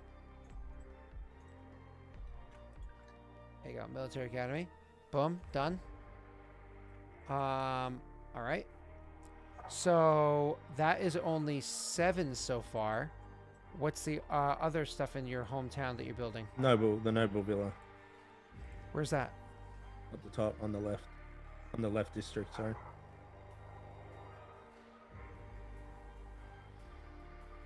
It's right next to the Colossus that needs to be built. I don't see it on your map. I'm looking at it. See where the theater is? Yeah? Up and then to the right. Oh my god, I wasn't high enough up. Oh my god. That's hilarious. I thought I was at the top because you have so many districts. I thought I was at the top. I'm going to scroll up some more. Oh my god, that's hilarious. Okay. So you still have 2 more months left in that. And wasn't something supposed to be getting built in your clan, or was that getting built in Shadow's clan? Oh, no, that is right. That's why I opened the district. There is a noble villa that is being constructed by Throne. Okay, and where's that going? That will go... it will go here. I don't see where you are. Give me a second. Kappa. Pasta. Yeah. Let me just merge these 2. That's Okay. the road. And how many months does it take to build this?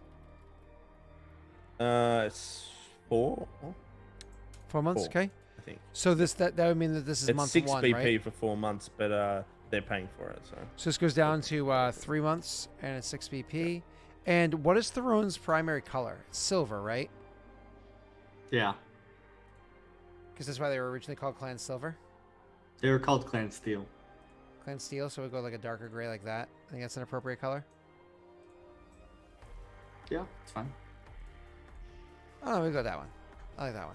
All right, cool. So that's going to be, because that's going to be the Clan Theron's Noble Villa. I should probably write that because I'll probably forget if I don't. Throne is Theron. All right, cool. Anything else happening here, sir, or no? No, that's it. No chi, nothing? Nothing in Ochi. Okay. Didn't know if you were going to build that monument. Weren't you the one that had a event that said you had to build a specific building? Nope. Who was that? Was it Nick or Cell? Cell, I believe, was the last What are you talking one about? to build a specific building. Didn't somebody have to have an event recently that said they had to build a specific building or the people are going to be all grumpy butt? I have to build a highway. Oh, okay.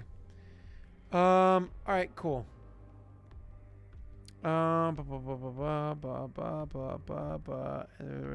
it, paying the difference to make a noble villa. That's right. You were going to build a mansion. They made it a noble villa. That's right. All right, cool. Anything else was going? Oh yeah, and they're building you a noble. You were paying to build a mansion over A there. mansion over there. Did you pay that cost? Not yet, no. Because they were upgrading for you, but you still have to pay the mansion cost. So, Yep. how much BP is that? A mansion is 10, I'm pretty sure. So it's 5. 5 and over then 2 5. months. Yeah. And they're paying the 11. additional 1 and then 1, and then 2 months later you finally get your noble villa. It's 5 for 3. Yeah. Okay, so you got to pay your 5 BP now if you want to get that started, sir. That now. Yeah. And let's leave a note somewhere. Let's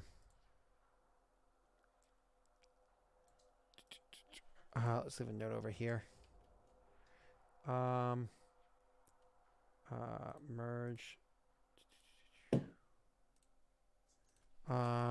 Mansion in Throne. Okay. I just want to tell you how I'm feeling. The fucking song's so stuck in my head. Make you understand. I hate my life that song is in my head. Do you want to know why it's in my head? Because one of my favorite fucking YouTubers did an April Fool's video, but I saw it on like April 6th or April 7th, so I didn't know.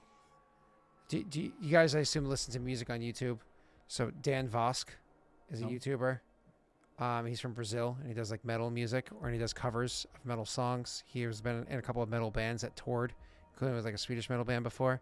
Anyways, so he posted a video, and it was like, because sometimes he does like podcast videos, but for the most part he does songs, and it said, I'm giving up making videos, and it was like him in front of his microphone, and so I was like, oh fuck, I wonder why I made this decision. Is because he's gonna tour more? Because the COVID's over? Is that why?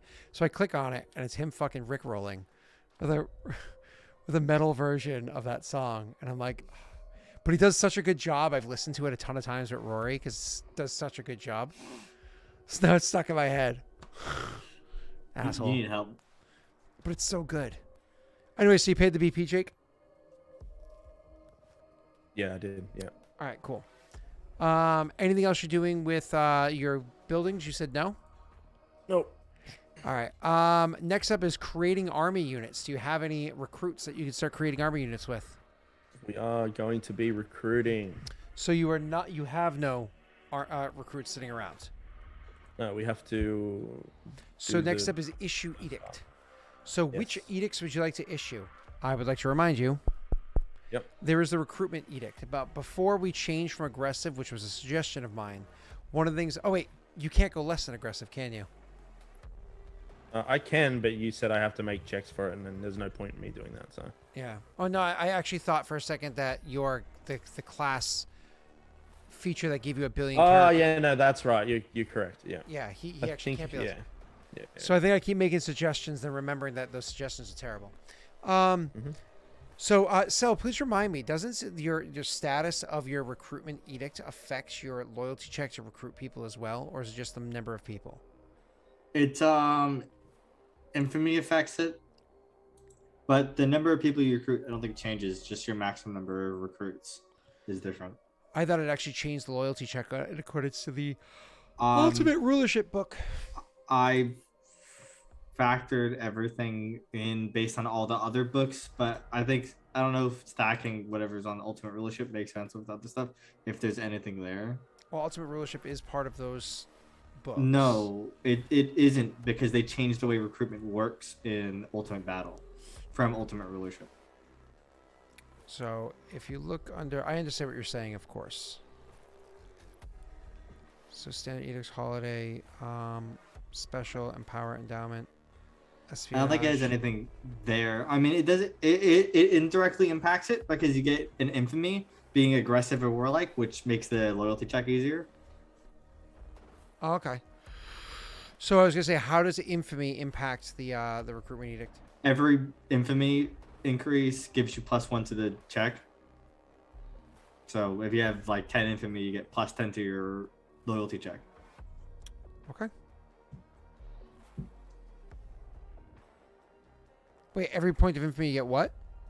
A +1 to your loyalty check. Oh, they said +10. Jesus. I was like, wait, what the fuck did you just say? See, militarism. As part of the recruitment edict, you can shift your kingdom's militarism to serve. Changing your level of militarism requires a new recruitment edict. Change the militarism by one step. You can change it by more than one step, but it takes a -5 penalty to do so. If you fail the check, you gain 1 point of unrest for each step you attempt it. Okay, so that's all it does. All right. Never mind. All right, so are you ready?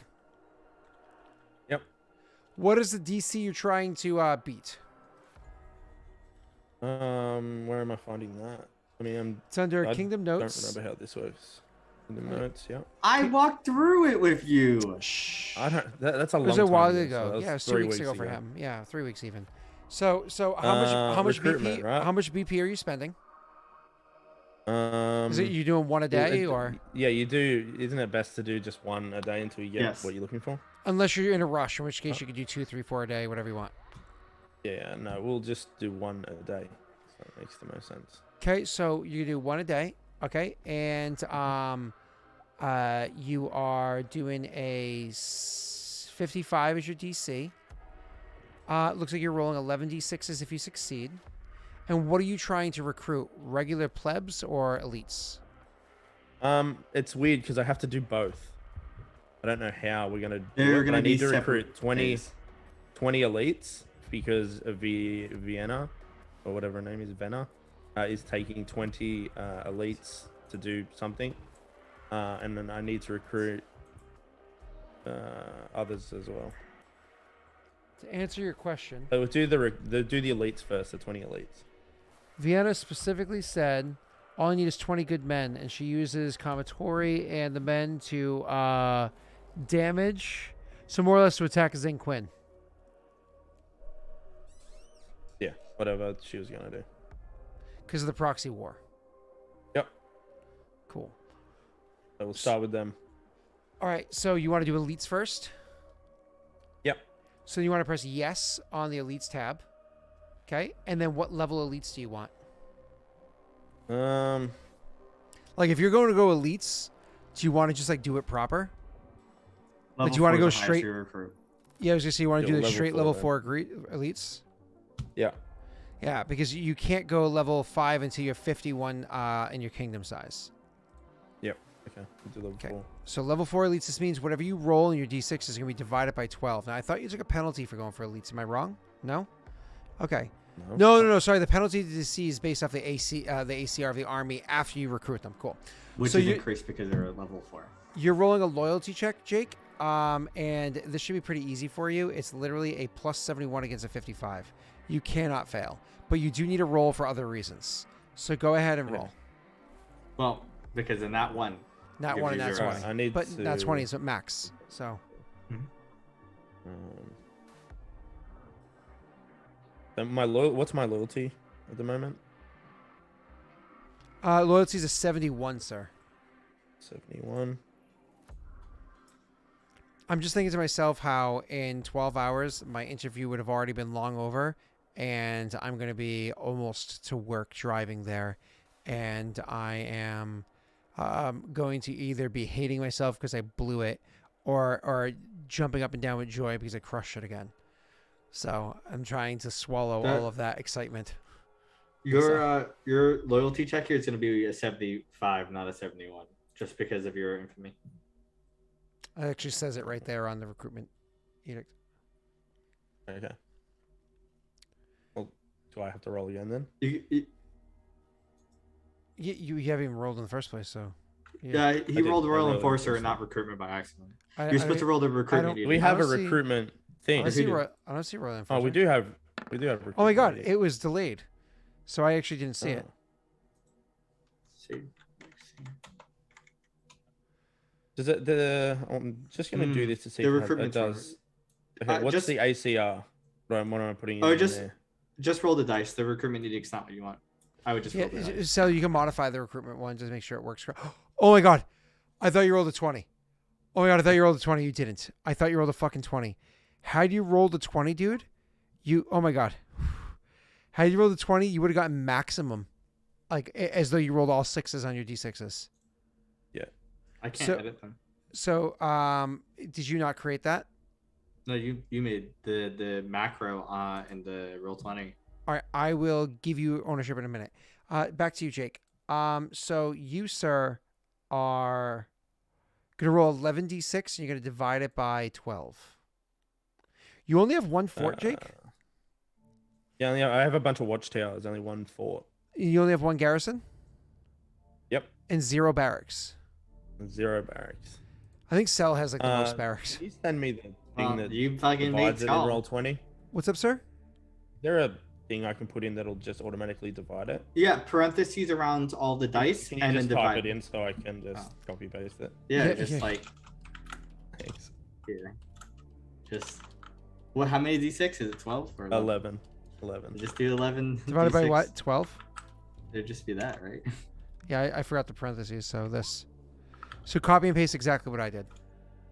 Oh, yeah, that's a cleaner way. I was gonna use the divisor sign, but I can't find it on my keyboard. Well, because it's dog shit. Let's see. Here's my eyes are getting bad. So I slash roll.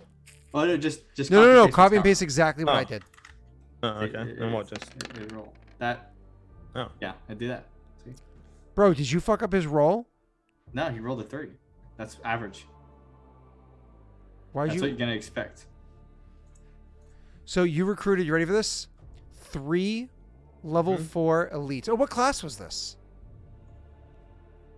One that can ride. That's what she said. I mean, So, probably anybody, fighters? anybody can have the riding skill. Can't do samurai, Joey. He doesn't have the building. I have the building for what? Samurai. Oh. What do you need for samurai? Not that I'm building them. But... No, noble villa Military. and military Oh wait, academy. military okay. academy. It's Yeah, a military military academy, academy. but you also need like a noble villa or a stable with it. No, or I have a stable. you do. Right. Oh, you could do Well, samurai, or you could do barbarians, or you could do fighters. What would you like to do? Remember, you're actually going to take a character sheet and build these characters because they're going to be the baseline of the stats of the actual army that you have. Because like you need to have one of these characters made as like an NPC sheet. Doesn't need to be a proper sheet. That way it's less heavy on Roll20. But you need to have an actual sheet for this character because it's the baseline stats you use for building your army in the future. Can I just roll for them now and decide later? Is that an option? Yeah, you don't have to decide the class now. I think all of us are just excited because you're the first one to make elites. What you're doing. No. I've been waiting for my garrison. I don't care. He is a castle in the military academy. We've been waiting for his. So Jake, I'm sorry, you want to decide later? Yeah, I'll decide later. I'll Okay. look at them. I won't lie though, the idea of like barbarians with like that subclass that makes them like furious mounted fury, or whatever it's called. Like that's like a pretty cool idea of like Densho warriors just like riding in, like lobbing off, like think of like the urukai on horses. It's like lobbing off heads and like eating them, you know? Right? Like it just tickles my pickle. I mean, that's probably what we'll go with. I'll have a look at like them, but I mean, it makes the most sense thematically. So Yeah. And all the different classes offer different like special abilities or boons or what have you inside of combat, and rage is just like a really good one. But either way, continuing on, you sir are going to after that. How much does that cost you? What BP?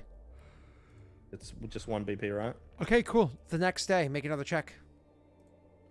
Another loyalty, right? Yeah. I would just roll a d20. You need to put the modifiers in. Yeah, Only just that roll matters is flat. the Yeah, 120. roll a d20. Yeah, /R 1d20.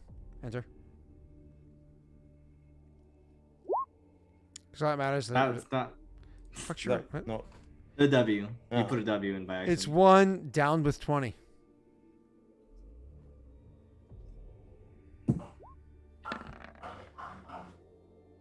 Eight Say again. 8 again. Wow, that's funny. All right, Yeah. press up, enter.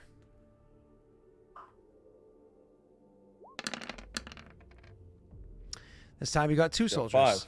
Okay, so that's 2 BP you've spent total. All right, Yep. press up, enter. There's a Oh 20. shit. You roll 11d6. I got the calculator. It's 66 divided by 12.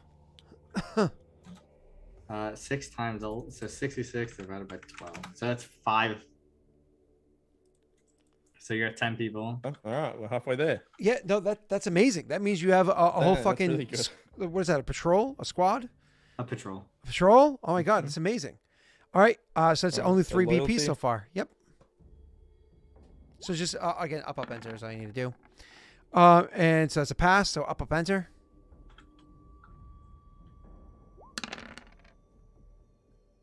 That's a good roll. Okay, nice. So that gets you to 14 people. Up, enter. Yeah. This is Eight 5. again. This is wow.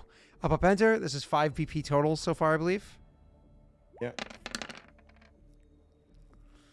So you're up to 16. 16 people with 5 BP. So you're going to do the 6th BP. Go ahead, up, enter. Okay, up, enter. Roll high, you can finish it. Didn't roll high enough. Nope. One more So die. that's so now you're doing 7 BP to continue it. Yeah. Because you're at 9. All right. Well, Up, enter. yeah. So there's now you have I- 22 soldiers. Okay. Yeah. So these are 4th level characters. So technically speaking, I think 4th level characters can even become like level 1 hero. No. What level do you have to be minimum to be considered a hero unit? You have to be like at least level 6 or some shit. You have to be CR 5, I think. So make sure you write somewhere on your sheet, Jake, that it's actually under your Densho sheet right here. Under Kingdom, it says how many elites. So it says you can have fucking. It says 20 No, but- used. Do you really have 20 elites already? They're the ogres. Oh yeah, you made the ogres elite, so yeah, I do. Okay, so then that's also going to be so No, it's gonna be these- 42. No, these elites are times by 3 because they're higher level. So the number is Oh. times by 3. That's So they're part of the considered. divider. So it's part of my apologies. So they're not 20. It's not 22. It's 66. Yeah, I think that's how it says because that's how it. No, that makes sounds sense. like. That makes sense. This is why he gets to have so many of them, right? So you're only using 86 out of your 454 that you can have. Mhm. So yeah, you can keep going if you want. You've only spent 7 BP. Do you want to keep working Alright, towards so, the next group of 10? But I'm gonna offset 3 of that BP from Urzog for his training. Okay. So it's cost me 4 so far. So I'm just gonna take 4 off. So I remember. Okay. Cool. So remove 4, and then do you want to do a little bit more? I do, yeah. We're I'll gonna mark start that. training the normal troops or whatever they are. Well, you do that next kingdom roll. You actually don't pay for that now. No, but I need to recruit them, right? That's the I just got. Oh, I understand. I didn't know if you wanted to do any more elites to try to get like 5 more to have a patrol or something like that. Oh no, not at the moment. I mean, I got 2 spare, so I'll just remember. Okay, cool. No problem. Just again, leave a note somewhere in your kingdom sheet. Yep. And then, all right, so now you want to recruit regular people, just like plebs, level 2 fighters. So go ahead and roll your loyalty check. This is where you want to roll a 90-20, buddy. All right. So loyalty. Mm-hmm. Where is that? Just up, enter. Oh, that's right. Yeah.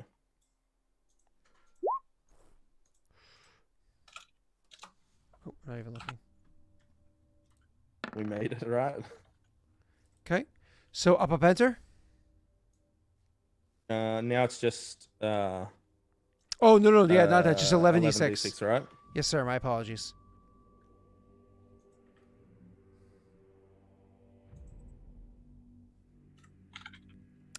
It's not rolling for some reason.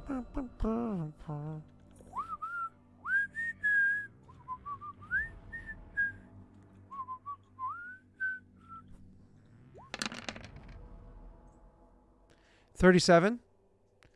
It's middling. So you have 37 So that's recruits. 1 BP. Mm-hmm. Yeah. So now you're going to spend another BP, I imagine, and do it again. Yeah. Okay. Up, enter. So 57 troops. I think you want another 100, right? Yeah. Yeah. Okay. Up, enter. Okay. 41. Where are we at? 41, 61, 98. 96. Yeah, that's rough. Well, no, that's not entirely rough. You just no, hold up. You don't even need to do that. You just put 2 elites with them, and it rounds them off. I'm just kidding. Have the extra recruits. You Yeah. can't just do that too anywhere. It's not how that works at all. You just devalue them. Pay them lower rate. Holy shit. So you just got yourself another 147 recruits is what you got. plus the elite recruits. So how many times have I done that? You just do that, what? 1, 2, 3, 4 times. So subtract 4 BP. I'm gonna keep going. Okay, so that brings you down to what, 3? I'm gonna subtract Every- 3. 3. Every 100 people you have to pay 1 consumption for. Keep that in mind. Yeah, but he'll pay taxes. He'll get taxes before then. It's just good to know. Okay. This is 147. Dude, crush it on this one. Crush it, crush it. So 147 becomes 177. Do you want to do one more? Okay. Yeah. There we go. That's exactly 200. 210, right? There's 77 plus 33. Yeah. 210. Oh, true. Yeah. So 210. So we're going to increase the number of used over here, even though I don't know if you ever suffer casualties. So 210. So this becomes 310 total used out of your 9,639. Oh, Jesus Christ. So, or 800. I don't know. The number's too big. So now the actual number of recruits you have, we should probably make like a spot for that inside here. Just to keep the number of recruits so you know how many friggin' people you have. So recruits for you. You have less than 300 recruits, right? But more than 200 recruits. So that means you now have to pay plus 3 BP in recruits. We have to like somehow make space for that inside of your consumption area as well. But, oh, you just do it under armies. Instead of other, we can have recruits, right? So we do this. Edicts, claims, terrain, buildings. Other, we'll just write recruits. And we'll put 3 right here. So you know when you're doing your expense next month. This goes into consumption, which shouldn't go into that tab. I could go there too. So let's just bring this 3 up to a 6.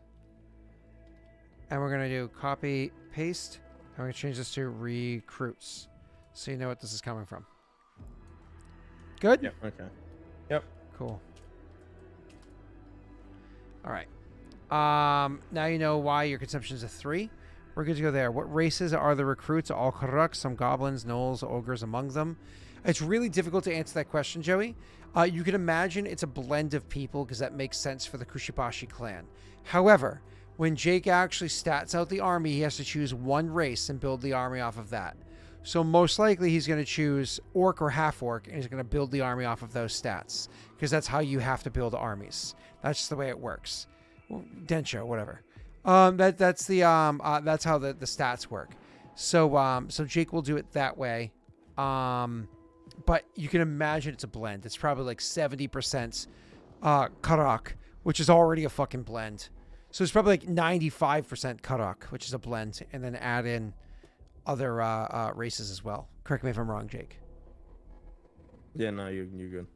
And so most likely he will always choose human, orc, or half orc as the base race that he builds his army off of. Because again, it just makes the most sense. All right, cool.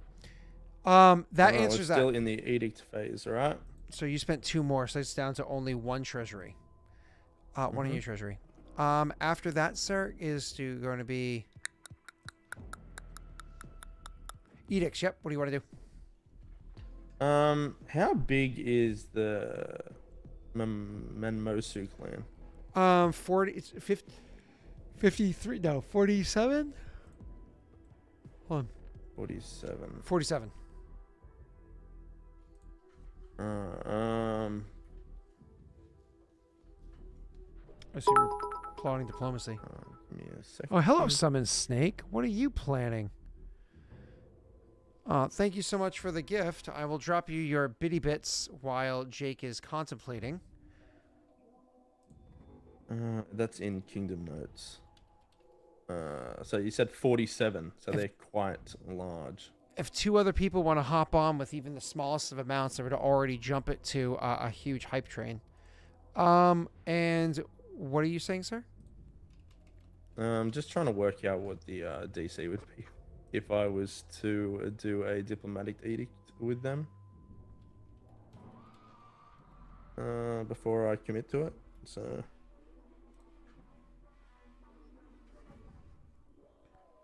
you said 47? So it is 47 is their size. Yes, sir.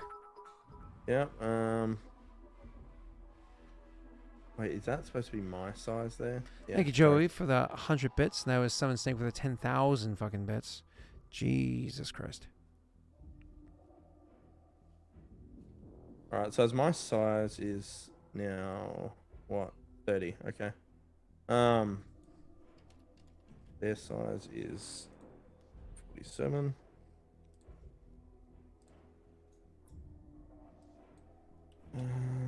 What are they? What's their thing? Lawful, thingy. Good question. I actually have that answer over here, I believe.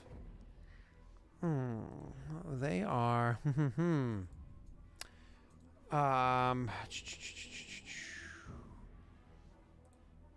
Jake, I'm DMing you. Yep.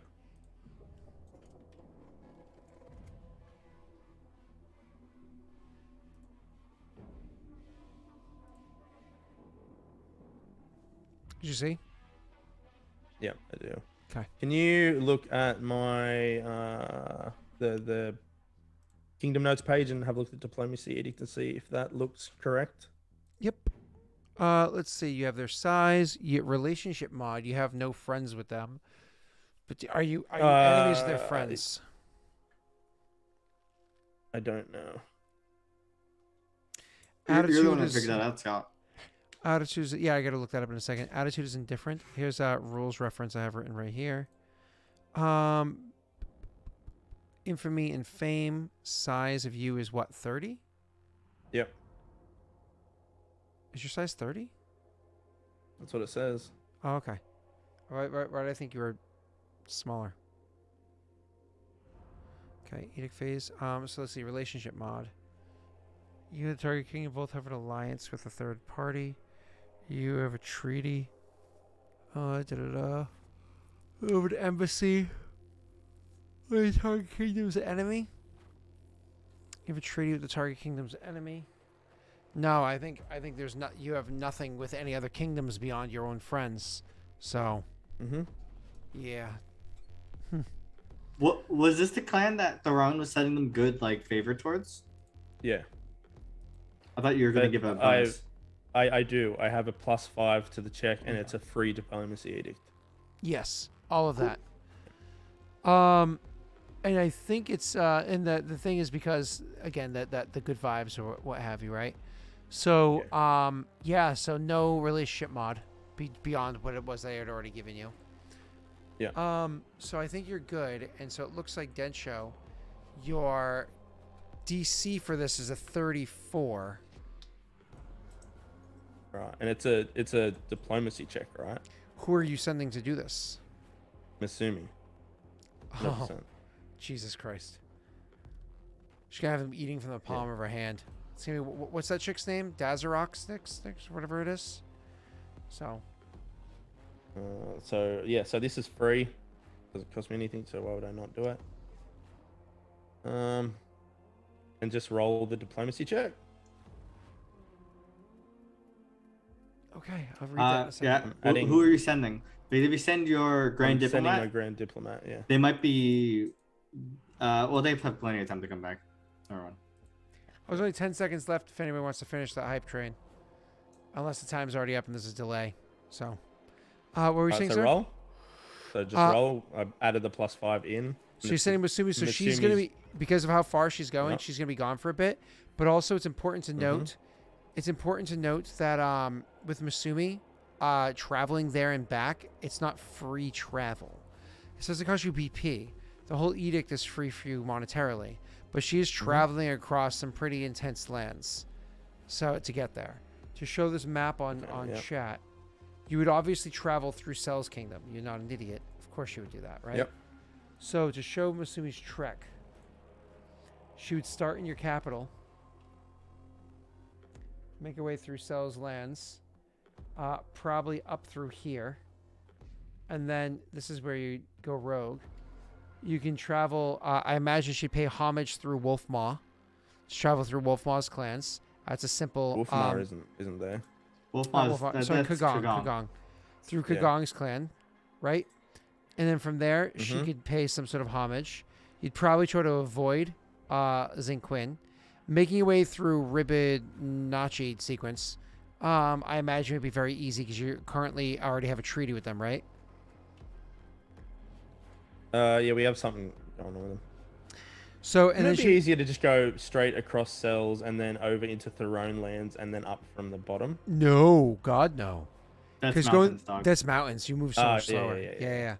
So she's moving 324 miles, and a bunch of it is through like untracked lands and hills. How many people are you sending with her to go? Like, is she taking like a small army with her, or is she going more or less with just guard?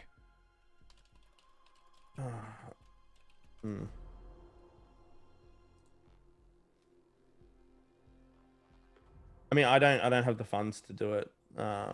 So you would just send her with guard, correct? Well, no, because I mean that just seems silly. Doesn't No. it? Guard wouldn't be like one person. It'd be like 5 soldiers. But we're talking like just more or less like you don't pay a consumption fee. You're just sending 5 level 2 fighters with her to keep an eye on her. She's capable herself, so on and so forth, and she just goes. It keeps it small, light, and easy, right? Yeah, sure. Okay. So traveling that far, it's very unlikely you have that many Commottori. I'm just kidding. You're friends with Nick. Obviously, you have that many Commottori. If you're sending, a half dozen people, you can of course spare them. That's easy. If you're sending soldiers, you go slower. Commottori of what base speed, Nick? 40 or 50? I think 50. Is it? Want to double check that for me? Yep.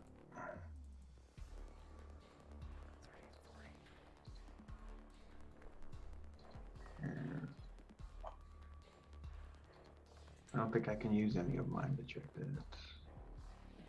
I'll just Google Pathfinder XSpeak. Oh, we changed it.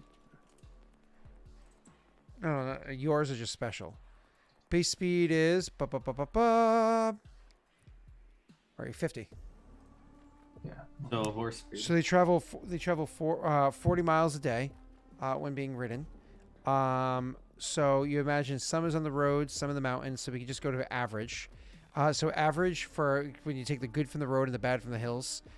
We just go average plains for simplicity. We'll just save you an extra day after I calculate this out, just to finish up the fact that you're on the roads for a while. So 40 miles a day. So, but because you travel at 3/4 speed, it's 40 times 0.75. So it's 30 miles a day, and it's 324 miles divided by 30 miles a day is 10.8 days. So we'll call it 10 days to travel there, 10 days to travel back. So she's gone for 20 days, not even including her actually doing the task of being there. That means she's actually going to be missing from your kingdom for a while because of how long she's going to be gone for. Because doing diplomacy takes how long? Isn't it a week or whatever it is? How long is the actual edict? I have that book open. I'm opening right now. I'm doing it right now. What was the edict? So it doesn't specifically say, but I think we more or less are talking about it being a week is how we've always done it before. So 20 days there and back plus 7 days of doing the edict. So let's just make sure she's going to be in your kingdom for at least 7 days. So 20 plus 7 means that there's 3 days left of the kingdom. Plus there's at least a day of traveling each way. So that's 5. You're talking like...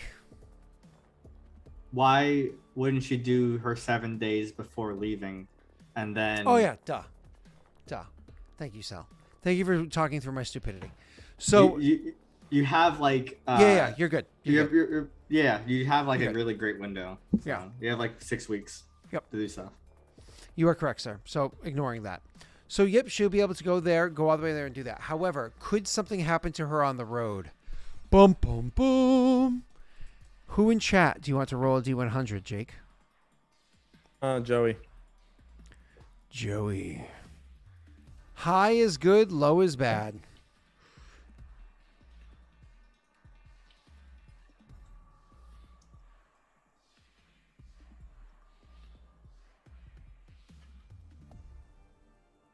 It's rather low.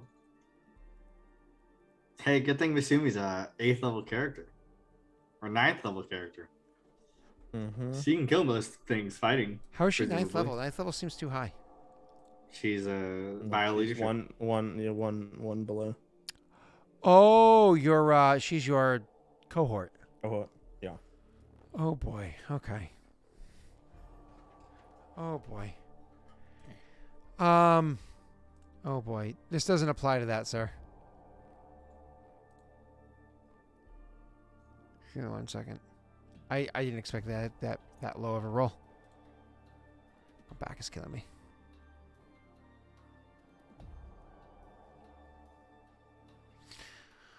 Okay, so she's unfortunately going to be attacked. Like literally like attacked. Not just like nothing, like actual attacked. Okay, give me 1 second. You want to roll for where she gets attacked? Yeah, I'll take care of that in a second.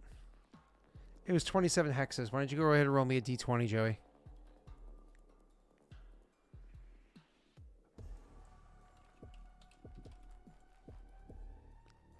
Fortunate rule, I think, is only on events, Joey. The CR of the monster encounter, a d22. So we're talking like right outside of Cell's clan, because it has to be early on. So she would get attacked early. Like we're talking here, right? So it'd be like shortly after she left Cell's, she would be attacked. So this has nothing to do with like it's probably one of those things she either came across a monster or somebody didn't know who she was or whatever it was. So the way it works with a monster attack is the CR of the monster is supposed to be the equal to the party's level, the APL plus 1d4 minus 1. So, but it's supposed to be because these things are supposed to affect you guys, so it's your party level. So, what is Joey? Roll me a d4 minus 1, of course. So you want to roll low on this. And what's your party but the level? party currently? level, it shouldn't be our party level. That's not who's being attacked. That's a bit absurd. It's the party level. It's the difficulty for your party. Yeah, but 3. the advisor Minus isn't the 2. party if they're being like attacked by a monster. Well, even so, she's what, level 9? So we can just say. Yeah, but her it's goons 11. around it, it's like what, level 3? But she's the one handling it. So again, this isn't let's be clear, this isn't a CR11 monster. That'd be ridiculous. This is supposed to be a combat of ACL of effective combat level of 11, to be clear. Not one individual person. I kind of think I know what I want it to be. Let me look at her character sheet. Jake, we might have to resolve this next week for you just because of timing. Yeah. And I might bring this to an actual combat phase. She's a full-blown character, right? Yeah. She's not built to fight though at all. Doesn't matter. You don't always have to fight everything, Oh. right? She has a good bab for compared to her level 2 fighter guards. Yeah. Or barbarian, I guess, is what they would be for you. What's her class again? Oh, yeah. Rogue. She can legit fight, though. Well, she has Not to get well. her flanking. What do you mean? No, well, she can fucking fight, dude. What's She her does. bab? She does crowd control.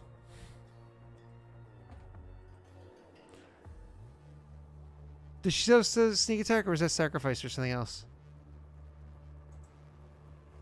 It doesn't say on here one way or the other. Because it just says rogue. Oh, concierge rogue. She has sneak attack? Bro, she's level 7 rogue. That means she has a 4d6 sneak attack. If she even gets one of her little goons to Does flank that not somebody. take? Doesn't? She doesn't have sneak attack. It wouldn't. I think something replaces sneak attack. Oh, we have to look up the subclass, which you can worry about when it's actual fight time. Yeah. But if it doesn't, then that means she's rolling. Even if the dagger is 4d6 plus 1d4 plus whatever, right? Yeah. Like that's a lot for a simple character, and she's gonna have a decent AC once it's fully set. No, you made her all mental stats. Ha, ha. Hey, who knows? Maybe she dies. We'll worry about this next session. Thanks. We'll have conclusions to this next session, so we can get to your other stuff. That way we don't burn the rest of our 40 minutes doing this. It'd be like poor Nick. Walk into next session with the combat happening. So, hey, listen, if I'm putting notice into work, I'll totally have some extra time to properly stat out and set up a map and whatnot. Oh, I'll be so excited. Oh my God. Guys, you realize I might potentially be able to put notice into work this week.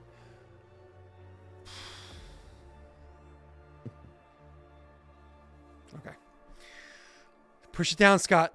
Choke it down. Choke it down. No emotions.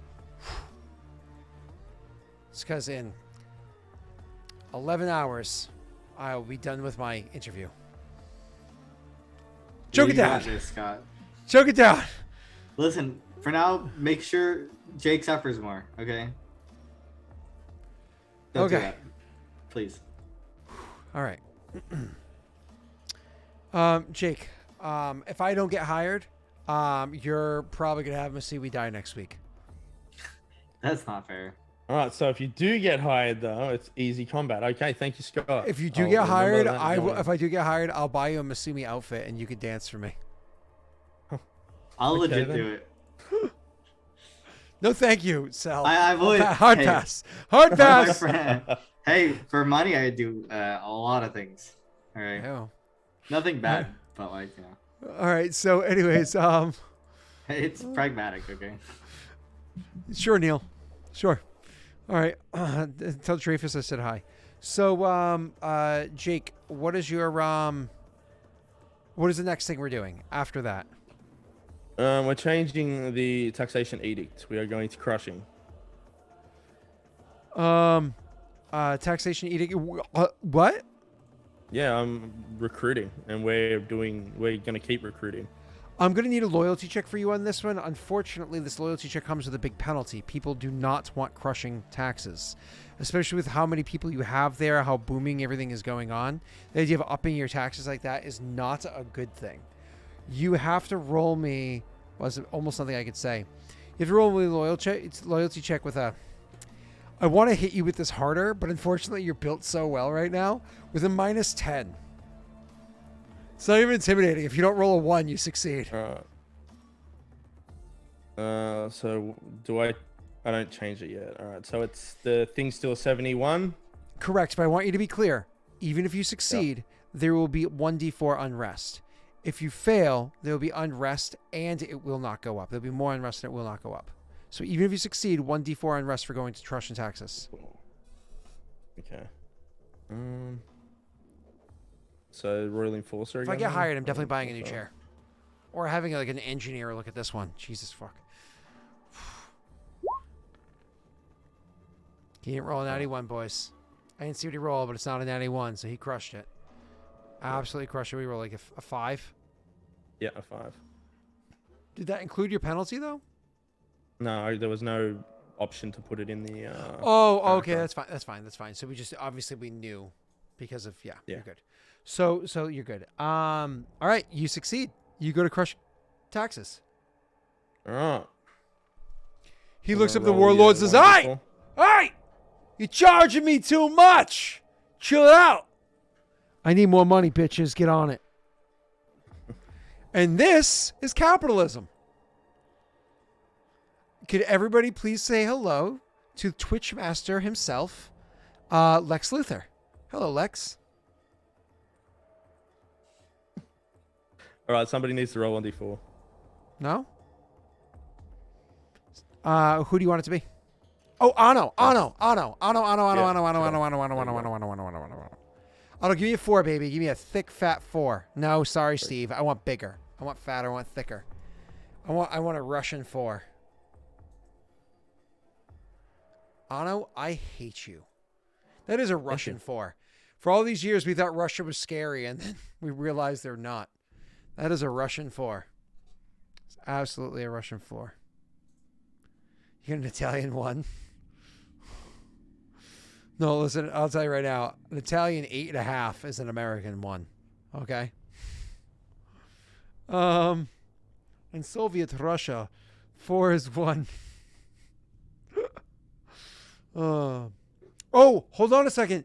Guys, I'm so sorry. Jake, it's not a 1. Okay. You live in Australia. Things are upside down. That's actually he rolled the die upside down. That's actually a 4 for you. No. Yeah, No, no, that's no, that's how it works. No, doesn't. Doesn't work on that. It's Grishka. All right. 55, 66, 78. Nick, next month, can you get a nice big army? Can you make us happy? Can you make us proud, Nick? Please. All right, what's up next, Jake? Nothing. I think it's actual taxes, right? No more edicts left. Okay, tax time. Are you gonna withdraw anything from your treasury? Of one? Yeah. Yeah, I'm gonna withdraw the one, Okay. which is just one unrest, right? Correct. Just suffer one unrest, and you take 2,000 gold pieces for yourself.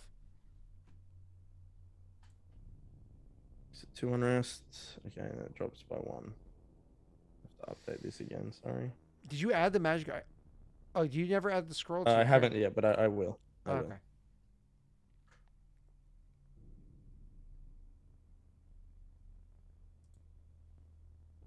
Okay. All right.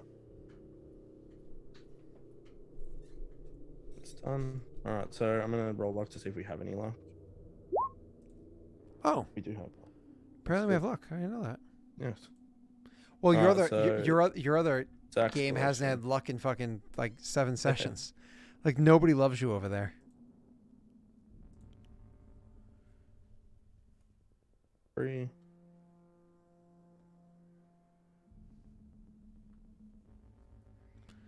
Okay. Oh, do you have any bonus BP from anything? Oh my god, I thought that was No. a 20.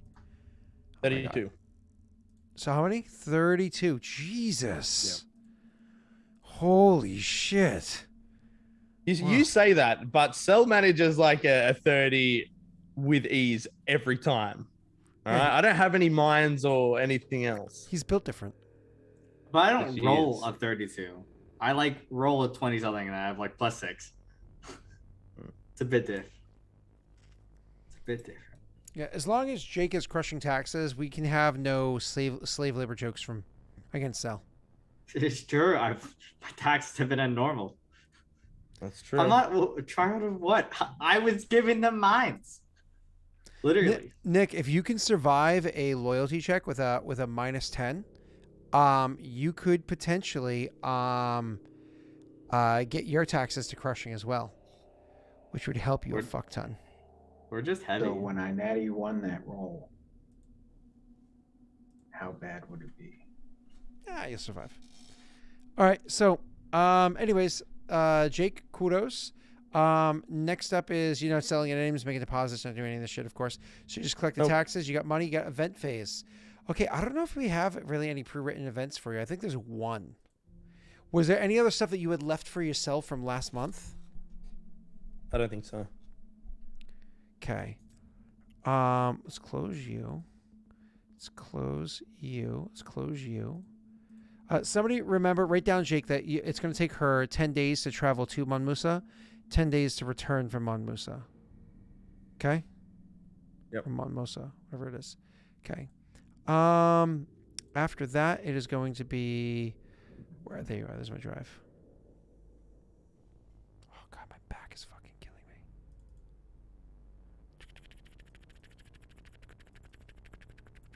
Fucking back is fucking killing me. Want to rip it out. Someone give me a fatality, please. So I can carry on like the spineless shit I was born to be. I am just shit. Don't come at me. Alright, it looks like we have one Densho event here.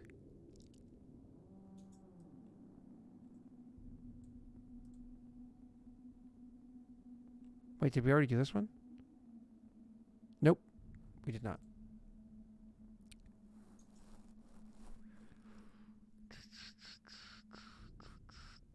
Okay, yeah, I only have one for you. All right, you ready? Yep. This is from Mara. Okay? She is asked to speak with you privately, separated from the others. One specific other. Okay, yeah, that's fine. Warlord, I believe, she says, Warlord, I believe I know where we can begin to acquire knowledge that we seek about the Ashen Orc. about the Ashenoric's origins and its connections to the Ashen Boar. While you may not like it, we cannot deny the truth. Speaking with Tessel's initial source, Galtma, for a shaman from the Barren Lands, she knows a surprising amount of information that not even the Oraculi know. And if the letter of that warlord Naren sent to Gartesh is to be believed, she's able to commune with spirits. I spoke with Gartesh, Irithel, Killick, and some others. She is a very well-known teacher and has recently lost a student just a few winters ago. If I do this, I would get to learn what this woman knows, her magic, and what kind of woman she really is.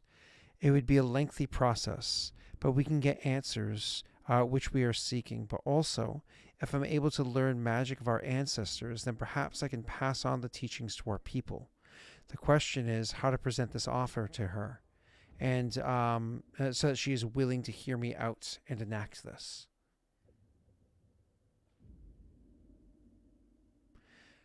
See, that is fair. She says, However, go ahead. you say that's fair, and they kind of like leave a gap. She says, one way that I can do this is I can just go and speak to her in person about my request. It should be relatively simple, but again, I should be gone for a period of time. Another idea is we can ask the Oraculi and see what their opinion is. We can bring him in to ask. I also wouldn't be surprised if Gartesh himself had a little bit of advice on this matter, should we ask them. And lastly, Misumi might have an opinion as well.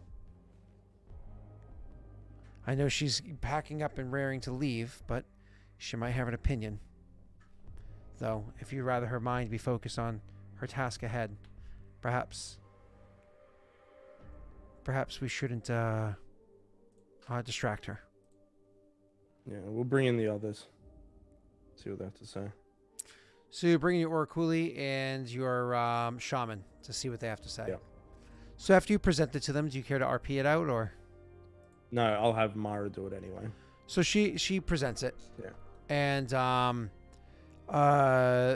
the shaman will speak first and says, this is a well-educated shaman that knows far more about spirits and the Barren Lands. So this is a far educated shaman. I fucking hate you. I'm not doing Why? that knows far more about spirits and the Barren Lands magic than I do. The promise of knowledge could bait her into open dialogue with her. I could invite her to Kabe to get her insight on the ruins and the obelisk that Densho unearthed last year. Not only does it help gauge what magic she wields and her knowledge, but it would certainly give us much progress on how to activate the obelisk in the future. If things go very well, perhaps I can even convince her to take Mara as a student. Saren says, I doubt she would take Mara in as a student, out of charity, Warlord, unless there is something of value that the shaman cannot ignore. Perhaps appealing to the faith in Kraline and requesting a pouch of the special ash found by the Ashen Fields, by the Kushabashi. The lands there bleed into the fire plane, where she might be able to find something like that interesting. It could push her further to work with Kushabashi and even more by researching the lands further, and then lets it linger. Maybe even if Mara is the one that presents the gift and travels with her, then she would have an opportunity. Yeah, so Saren's option is to bring the shaman here. So the Gartesh. Oh, sorry, I was doing the stupid because I was thinking it was Aurorum, but it was actually Gartesh as your shaman, not Aurorum. My apologies. Okay. Because you have your weirds word. Your word's weird. So the shaman was suggesting getting her to come here and study the obelisk and to get her understanding of this kind of magic and whatnot, and hopefully teach him some of the magic, blah, blah, blah, blah, blah. And in doing so, slip into conversation, maybe he could take Mara. Maybe she could take Mara as a student. Saren's suggestion is, why don't we actually try to offer her some of the ash that's in the fields to the west of even Kushibashi. And after offering that, of course, she'd probably have to get Kushibashi's blessing. But after offering that, having Mara go and guide her there. And then after Mara goes and guides her there,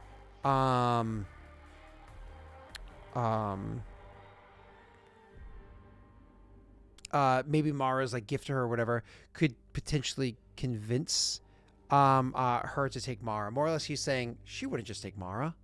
Like, maybe if we shower her with gifts, we can do it. And the shaman was saying, she'd probably take Mara, but why don't we ease it in? Mara's just saying, I could just ask her to her face. Kushibashi doesn't have to know, you're right. All right, Joey. Thanks, Joey, for the bitty bits. I mean, Mara can just ask her. So you just want to say, why are we making this overly complicated? Just have Mara ask her? Well, I mean, the insight into the obelisk would actually be really kind of good. But we did the research on my place too, if that information could help. Yeah.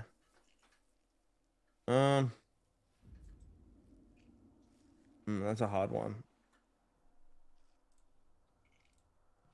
Our advisors there? No, I think he was trying to keep this private. This is an Oraculi matter. Yeah. But Gartesh had like a lot of involvement with them before, so that's why he was invited. Jake, you're getting Winifred's wisdom for this one, or just in general nice. from what's his name, Joey. Oh, thank you. So I'm of two minds because I feel like it's Mara's task. Mara has suggested it. She should take it on, but at the same time, she knows anything about how the obelisk works. I think we're gonna go with we'll bring her here. So Gartesh. Gartesh nods appreciatively, but Mara counters and says, Warlord, I'm more than capable of convincing her of my value. I have had proper training as an Oraculi from childhood, and you know the dedication that I have, and if she's the kind of person that can truly look into somebody and judge them, as people seem to claim her reputation to be, I think that she would weigh me and find me quite valued in her presence. You hear a little snort from Saren. Gartesh looks at... We'll actually give him a look. Do you say anything or just give him a look? No, I will give him a look, put it that way. Okay. And then I turn and say, I wanted you to handle this task, Mara. The only thing I could think of getting more out of it would have been seeing if she has any knowledge on how the obelisk works. But you're right. This is your task. And I have not found you wanting. You will do it yourself. Gartesh, once again countering the counter, says, if I may interject, Mara. He waves like no. Mara's task. He takes a deep breath. He lets out a sigh, but he doesn't argue. Just sighs. Yep. All right. Mara nods and says, Oraculi, if this task works, you do understand what this means.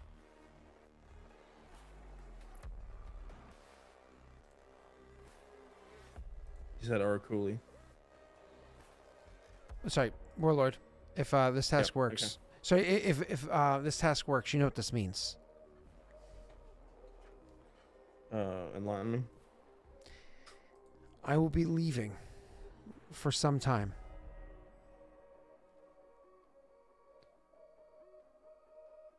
The betterment of the clan, right? She nods. She says, I have, from birth, always been raised and taught that it is my responsibility to serve the Ashen Orc in all the best ways possible. I think that this would give deeper understanding of what it means to be the Ashen Orc and to give greater purpose. I wish not to sit upon my title and reap the benefits of it while offering little to no aid. I wish to provide all the services that I can for your glory. Do not fail me, Mara. I have never before. She says, bowing, though she did fail that fight once before against what's his fuck. But that was legit. Yeah, that's Aurorum Mendes. That's not a Daelric. Yeah, exactly. Yeah. So she will bow and then she'll walk off, and you need to make an advisor task for her. All right. Give a roll for her. So Mara has a +6. Yeah. This is a loyalty check to which you get a +2. She has a +8. Are you ready for this? Ready for how difficult this task is? Mm-hmm.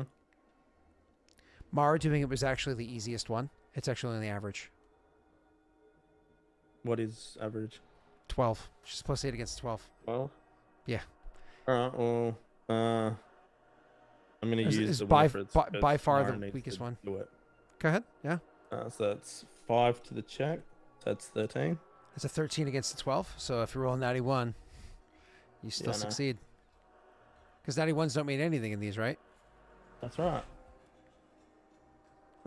What's 13? Do you want to hire adventurers? Just make sure. Oh, hold on. Don't tell me the result. I can't see it. Okay. What's that? A 21 against a 13. Hey, that means you critically succeeded. Yes, that is correct. So immediately what she's going to be able to provide for you with the success is she's actually to provide to your capital there, Kabe. She's going to increase the lore by 3. So she's going to increase your lore by 3, so it brings it up to an 8, which is pretty awesome. As her critical success provides for you. That, and the other thing critical success provides for you, is she now abandons her post. You no longer have Mara as lore keeper. That position is now open and she leaves you. Mm-hmm. So unless you have somebody else to put into her place, one of the things you can choose to do is the Seeking Aid event after your rend limits. I don't need to do that. I can just slide Roderick back in his previous position. I thought Roderick died. No, he didn't. That was Nick's person. Oh, that's right. Roderick just was useless. That's right. So what was his modifier? Do we even remember? No, I'll have to bring up his sheet. Does he even Honestly, have a sheet? You're probably better making just someone better. Yeah, but sliding somebody over it just makes sense, like story wise. Yeah. Right. Like if after like a month or two he feels like, but if after a month or two he feels like he's failing, then he can just get rid of him. You know, he's fine. He is. I think it's only a +1, and then it's the history, right? Which is he has 10 ranks in. Yep. Yep. So that means he gets to offers you a +3. 3. Yep. Okay. So we'll just do. Hold on, Roderick down here. Roderick to lore dude with +3. Okay. Just left a note down there for you for next time. All right, cool. So that finishes that event, and I'm pretty excited about this one. So one thing I wanted to see really quickly. So unfortunately, we lose Mara for a while, and for a number of months that we'll figure out secretly. You won't have to know that role. Just wanted to double check something really quickly.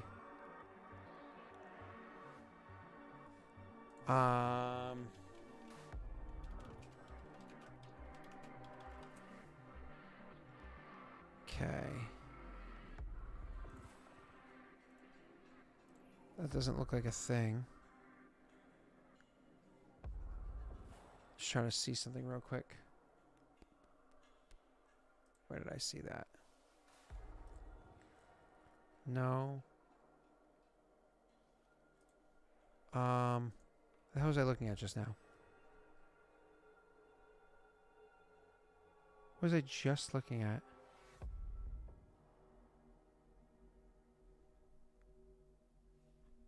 Sorry, I just saw a note from somebody somewhere, and now I just don't remember where it was. So give me 1 second, as I'm trying to find out. There's so many different places that I get DMs and whatnot.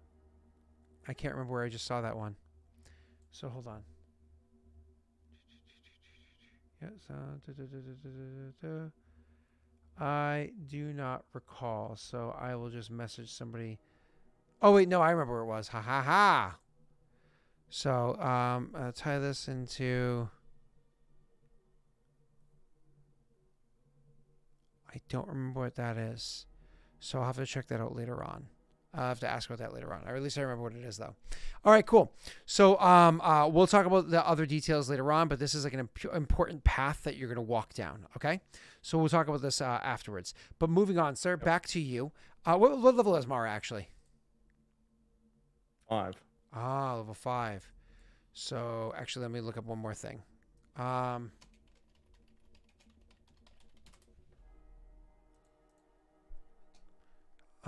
So it should take time.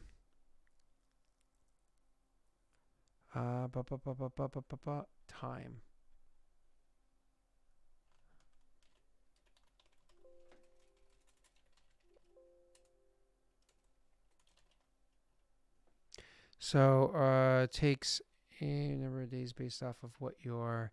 So unless stated otherwise, this is normally paid in full at the start.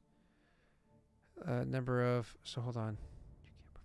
You can't perform any of the strenuous tasks. I'll have to look this up afterwards. So we'll look that later because I see it right here. So I'll go check that out afterwards. All right, cool. For how long should we be gone for? Awesome. Back to you. Which is 500 sources. Yeah, I know. Unfortunately, there's a billion different things. All right, so back to you, sir. That was the only pre-written one. Did you have any stuff that you had left for yourself from last month? Maybe details that you had interlinked with, like, say, Cell's clan, something to do with Nick's clan. I'm reminding you clans, if there's anything that you remember that you were trying to work on with Jake. Jake, anything you had left for yourself from last month? There is the legend lore thing that I've got to do with Cell, but I mean I'd have to go to Shado. I haven't figured out what exactly I want to have as the proposed question of what the research we're looking for. I have to kind of figure out the wording of it. Okay. Like Not an advisor task anyway. One thing I wanted to ask actually Naran would be what's my advisor's name over there? Wasn't Masumi also supposed to make a whatchamacallit? Wasn't Masumi supposed to make a whatchamacallit for her son in Shado's clan to the benefit your clan? Well, we're gonna bring Pete over to clan Densho, but Masumi had to like convince Daelric to do something. But wasn't Masumi making specifically a mansion inside of Clan Shado? Yeah, that's already happening. Oh, okay, so it's already working, but that's going to be that's not for Cell's clan, that's for Jake's clan, right? Yeah, it's an embassy.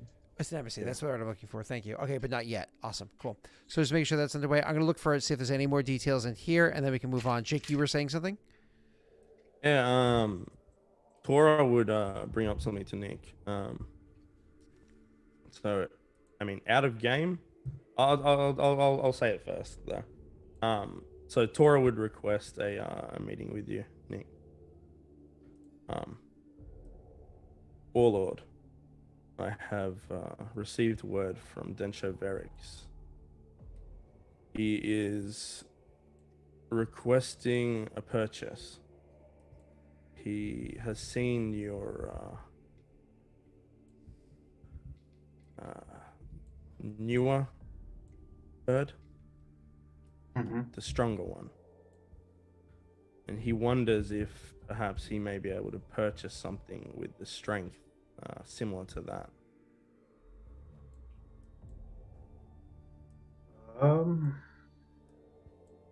I would have to call on Tonscrete.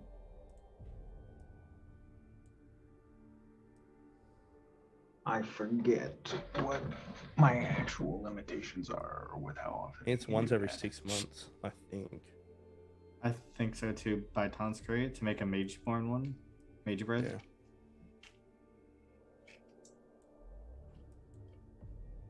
When are we within that timeline? I'm pretty sure it's been over 6 months since you got your bird. You got yours before we went to the north. It's been half a year. Okay. This would be possible, but it's a significant asset of Clan Kuchibashi. What is Eric's proposing? Well, that's he gave me leeway to ask of you. We're more than willing to pay BP for it, just however much you want. It just needs to be able to carry Verix. Hi, Some of Steve. the other birds can't carry him for very long. Sure. Once more with feeling. Scott, what would be the stats of a non-companion mage-bred Kamatory? Once more My with apologies. feeling. Could you say that again? A non-companion mage-bred Kamatory? What do you mean? So, Like a basic Good. Kamatory? with the mage-bred template. Okay, Once more with bloop feeling. mage-bred into chat from what's his fuck? Yeah. I gotta find him. Once more with feeling.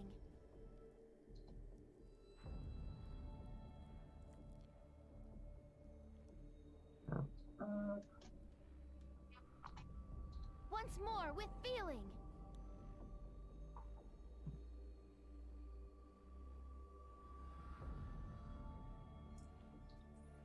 It looks like you can increase the strength of a Once creature more with by feeling. 4.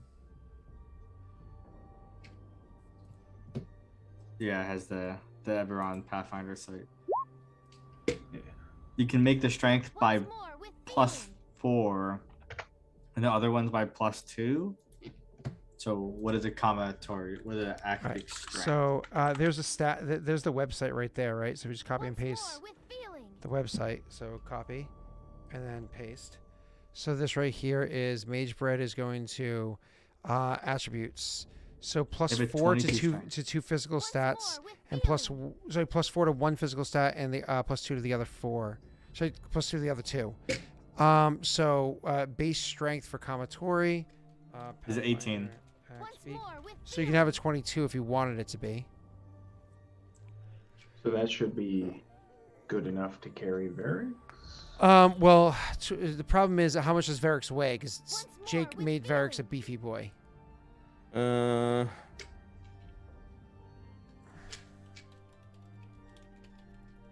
4-legged. This says It's 207. two-legged. feeling. What's up? 207. Okay, so their strength is a 22, which means their And they're light large. their light load is yeah, but not four-legged. Their strength 22. Once more Light load is but- 173. Hold on, sir. So for a large-sized creature, that is times 2, as opposed to times 3 for a quadruped. So Once that means more it'd be with feeling. 150, but 350 pounds. Now, how tall is your character, Jake? Verix is 5'10", I Once think. more with And what's his feeling. strength score? Is he? Is he 5'10"? 20. So I mean, you can imagine he's a Yeah, so a beefy fuck. You know what I mean? Like he's gonna be a strong boy. Once more with 22. Sorry. Yeah, 22. 22 is a higher strength score than any human in the real world can hit, right? At least before growth hormones and whatnot became a thing. So if you think of, again, like Olympic bodybuilders prior to modern day technology of hormones, the highest they could ever hit was an 18. Nowadays, you can imagine that the most Olympic bodybuilders can hit a 22 strength because they have like all these fucking crazy schedules and drugs and whatnot that they can use now, right? I mean, they don't use drugs. They don't cheat in the Olympics. Totally not. Never. Okay. Once more with But anyways, that feeling. being said, if you look at somebody who's 5'10", an Olympic bodybuilder, how much does that person weigh, right? So that's No idea. heavy as fuck. So Um. Once more with feeling. Yeah, you can pick the Swift Bird to get extra 10 movement rate, which might help offset if it's medium encumbered. Once more with Your feeling. weight.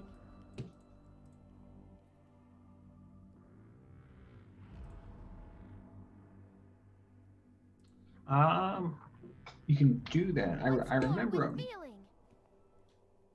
I think I was going to buy a magic item. There's like a magic harness you can get that increases carry capacity. Once more with feeling. I mean, yeah, I remember that. Yeah. Yeah, I mean, but Once more with I don't know if feeling. that's better, if that's worth like the No, cost. I think you should be able to handle the weight of this bird. It would be close. Like you can't carry a kit, so somebody else would have to carry your, Once more with feeling. extra gear. But It's Yeah. pretty normal anyway. It's what.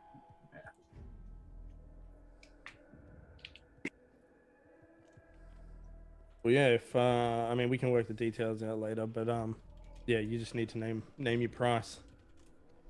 but yeah, he can make it. He can absolutely make it. Yeah. my price. Probably I mean- 3 BP. I was gonna say you want to make it. You don't want to make it cheap. Just to put this into Yeah. perspective, Nick, pure perspective. A regular axe beak, so not even an egg, a legit axe beak usually weighs like a young one is 1,500. So a fully trained normal axe beak, 4,000 BP, is not even breaking a sweat. Sorry, 4,000 gold is not even breaking a sweat. So 1 BP for just a regular trained axe beak, 1 BP, no question, done. Now, a super special one that you can only make 2 a year, only if Tonscreed's alive, you could totally charge much more for that. I'm not saying fuck Jake over, but I'm saying like, yeah, 3, 4, 5 BP, all those are in the realm. And you charge 5 to other people though. It's We have 3 friends BP. discount. And gotta to other be people, a you could do strength 7 build. if you wanted to, but either way, 'cause It's- they're it's unique. 3 BP. It's gonna be a strength build, and it's gonna go unsullied style. You're getting a spade. Kamatori. Yeah, makes Getting sense. what'd you say? What? I'm neutering it before I send it to you. Oh yeah, that's because fine. I don't yeah. care. All right. Yeah. So just add 3 BP, and I'll take 3 from mine. So here we go. Currently, the world's strongest man, Tom Stoltman of the UK, age 27, weighs 284 pounds. Pathology. Good question. His height is 6'8". Jesus. Which is a lot taller than Barracks. Yeah. Let's see, how tall is this one? This one here. I'm just grabbing a couple just for funsies. This guy's now age 40. Let's see. He used to weigh 385 to 440 pounds. He was also 6'8". Jesus. These are big dudes. These are like, they're not just like really tall. They're really tall and really wide. Like these are big dudes. This one's 6'3", who's a bit shorter. He actually weighs between 313 and 434, depending on when he weighs in. So again, at 6'3", and he goes up over 434 pounds. These are big people.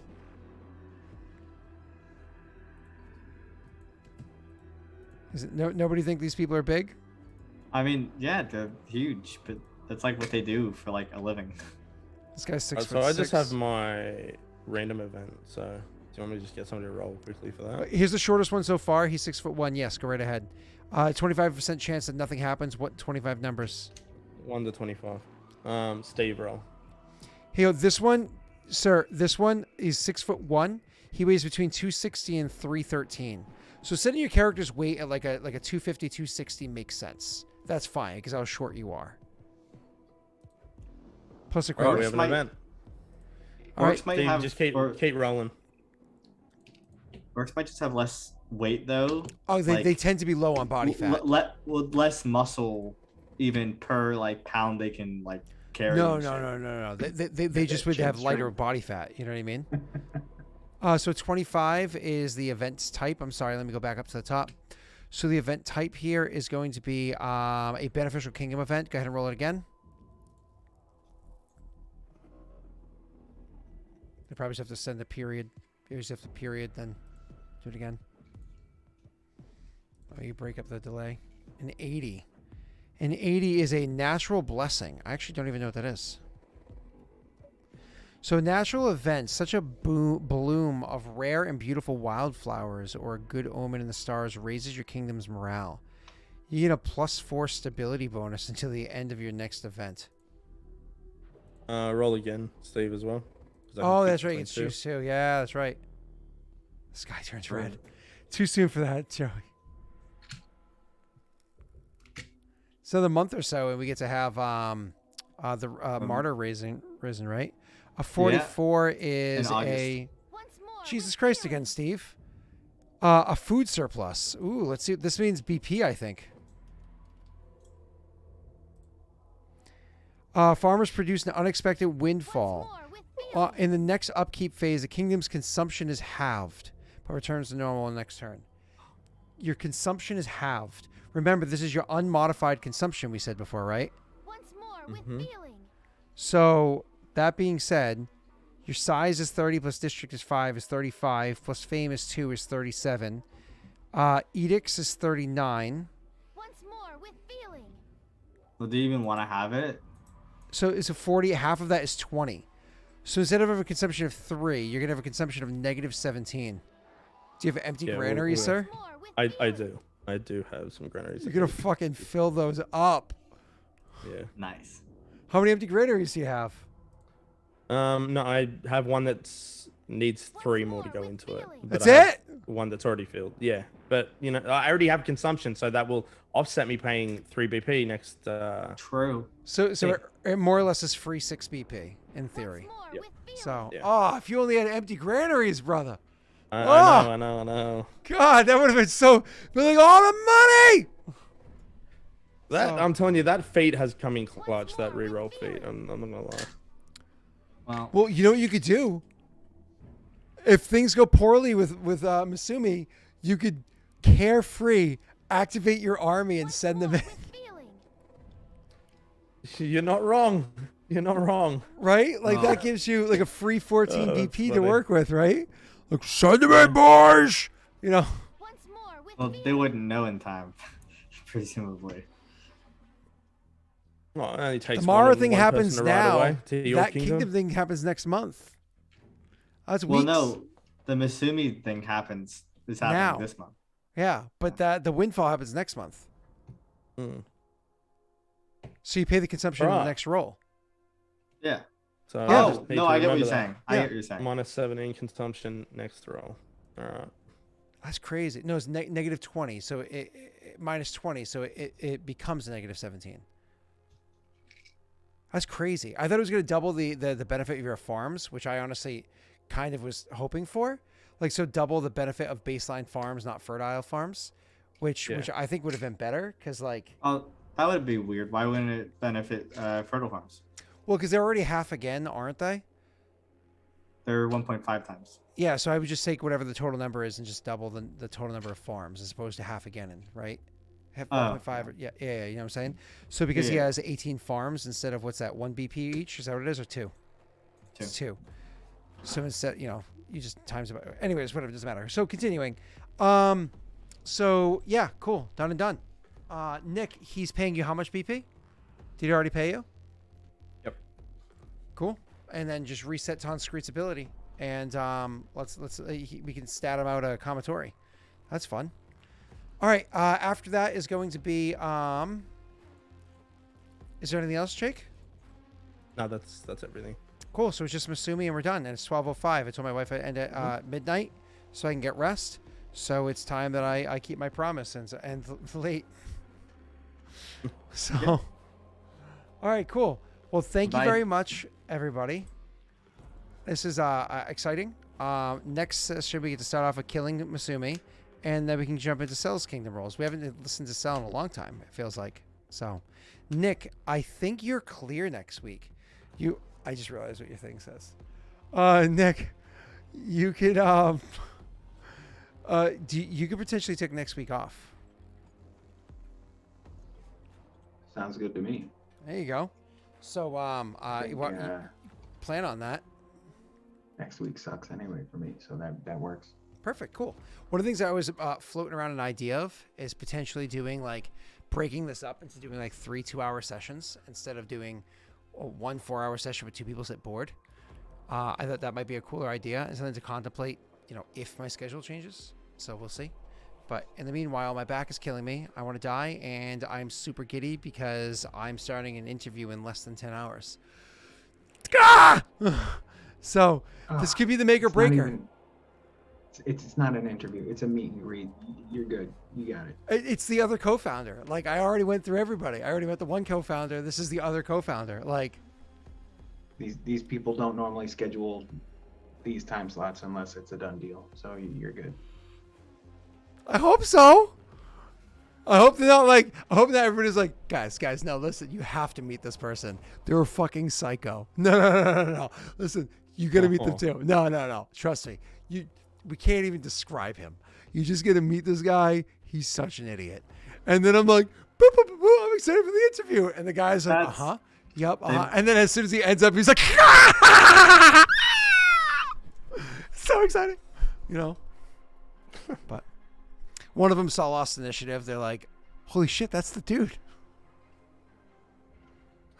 Oh, that'd be funny. Oh, you banned me for saying scooter. I'm gonna get you. I've embraced the scoot. I got a scooter for Christmas. We were literally riding them around yesterday. We were literally riding scooters around in the neighborhood yesterday. I'm not even joking. I've never used a scooter in my fucking life, and because of a entirely unrelated gift from Jen, had nothing to do with this fucking community, I got given a scooter, and I was scooting around my neighborhood as a goddamn adult. And I won't lie, it's fun. Like, scooters are legit fun. Like, how hilly kind of the neighborhood is. There's some spots where you're like, too fast. Oh. So. Oh. Okay. You should go to bed, Scott. Yeah, I should. All right. Bye, everybody. Thank you so much. We will not see Nick's beautiful face next week. You're welcome. Instead, we're just stuck with Jake and Cell. You're welcome. Jake will leave after the first part. Hey, absence makes the heart grow fonder. Okay. Jake likes being a live audience member. He gives visceral reactions in the moment. Yeah. Does he? Yeah. Maybe we should just invite somebody else to join. Just so I don't have to fix the cameras for next week, we'll just invite somebody else to quietly sit there and watch the stream. That'd be so odd. Like, Otto, you want to just come and sit in Nick's spot? It'll just like underneath it just say blot.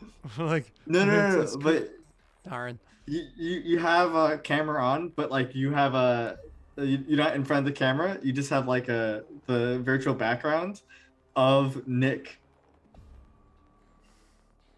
Of like a freeze frame of Nick, so it looks like Nick is still there. Cardboard cutout, but I mean, yeah, but that requires like actual effort. Yeah.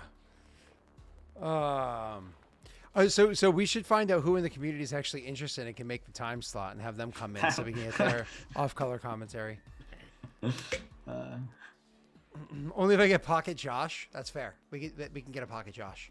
I even have a doxy. I mean, maybe we should have Anna because I gotta meet the Red Mongrel next session. I think I forgot about that. You want Anno to roleplay as the Red Mongrel? Yeah. I won't lie.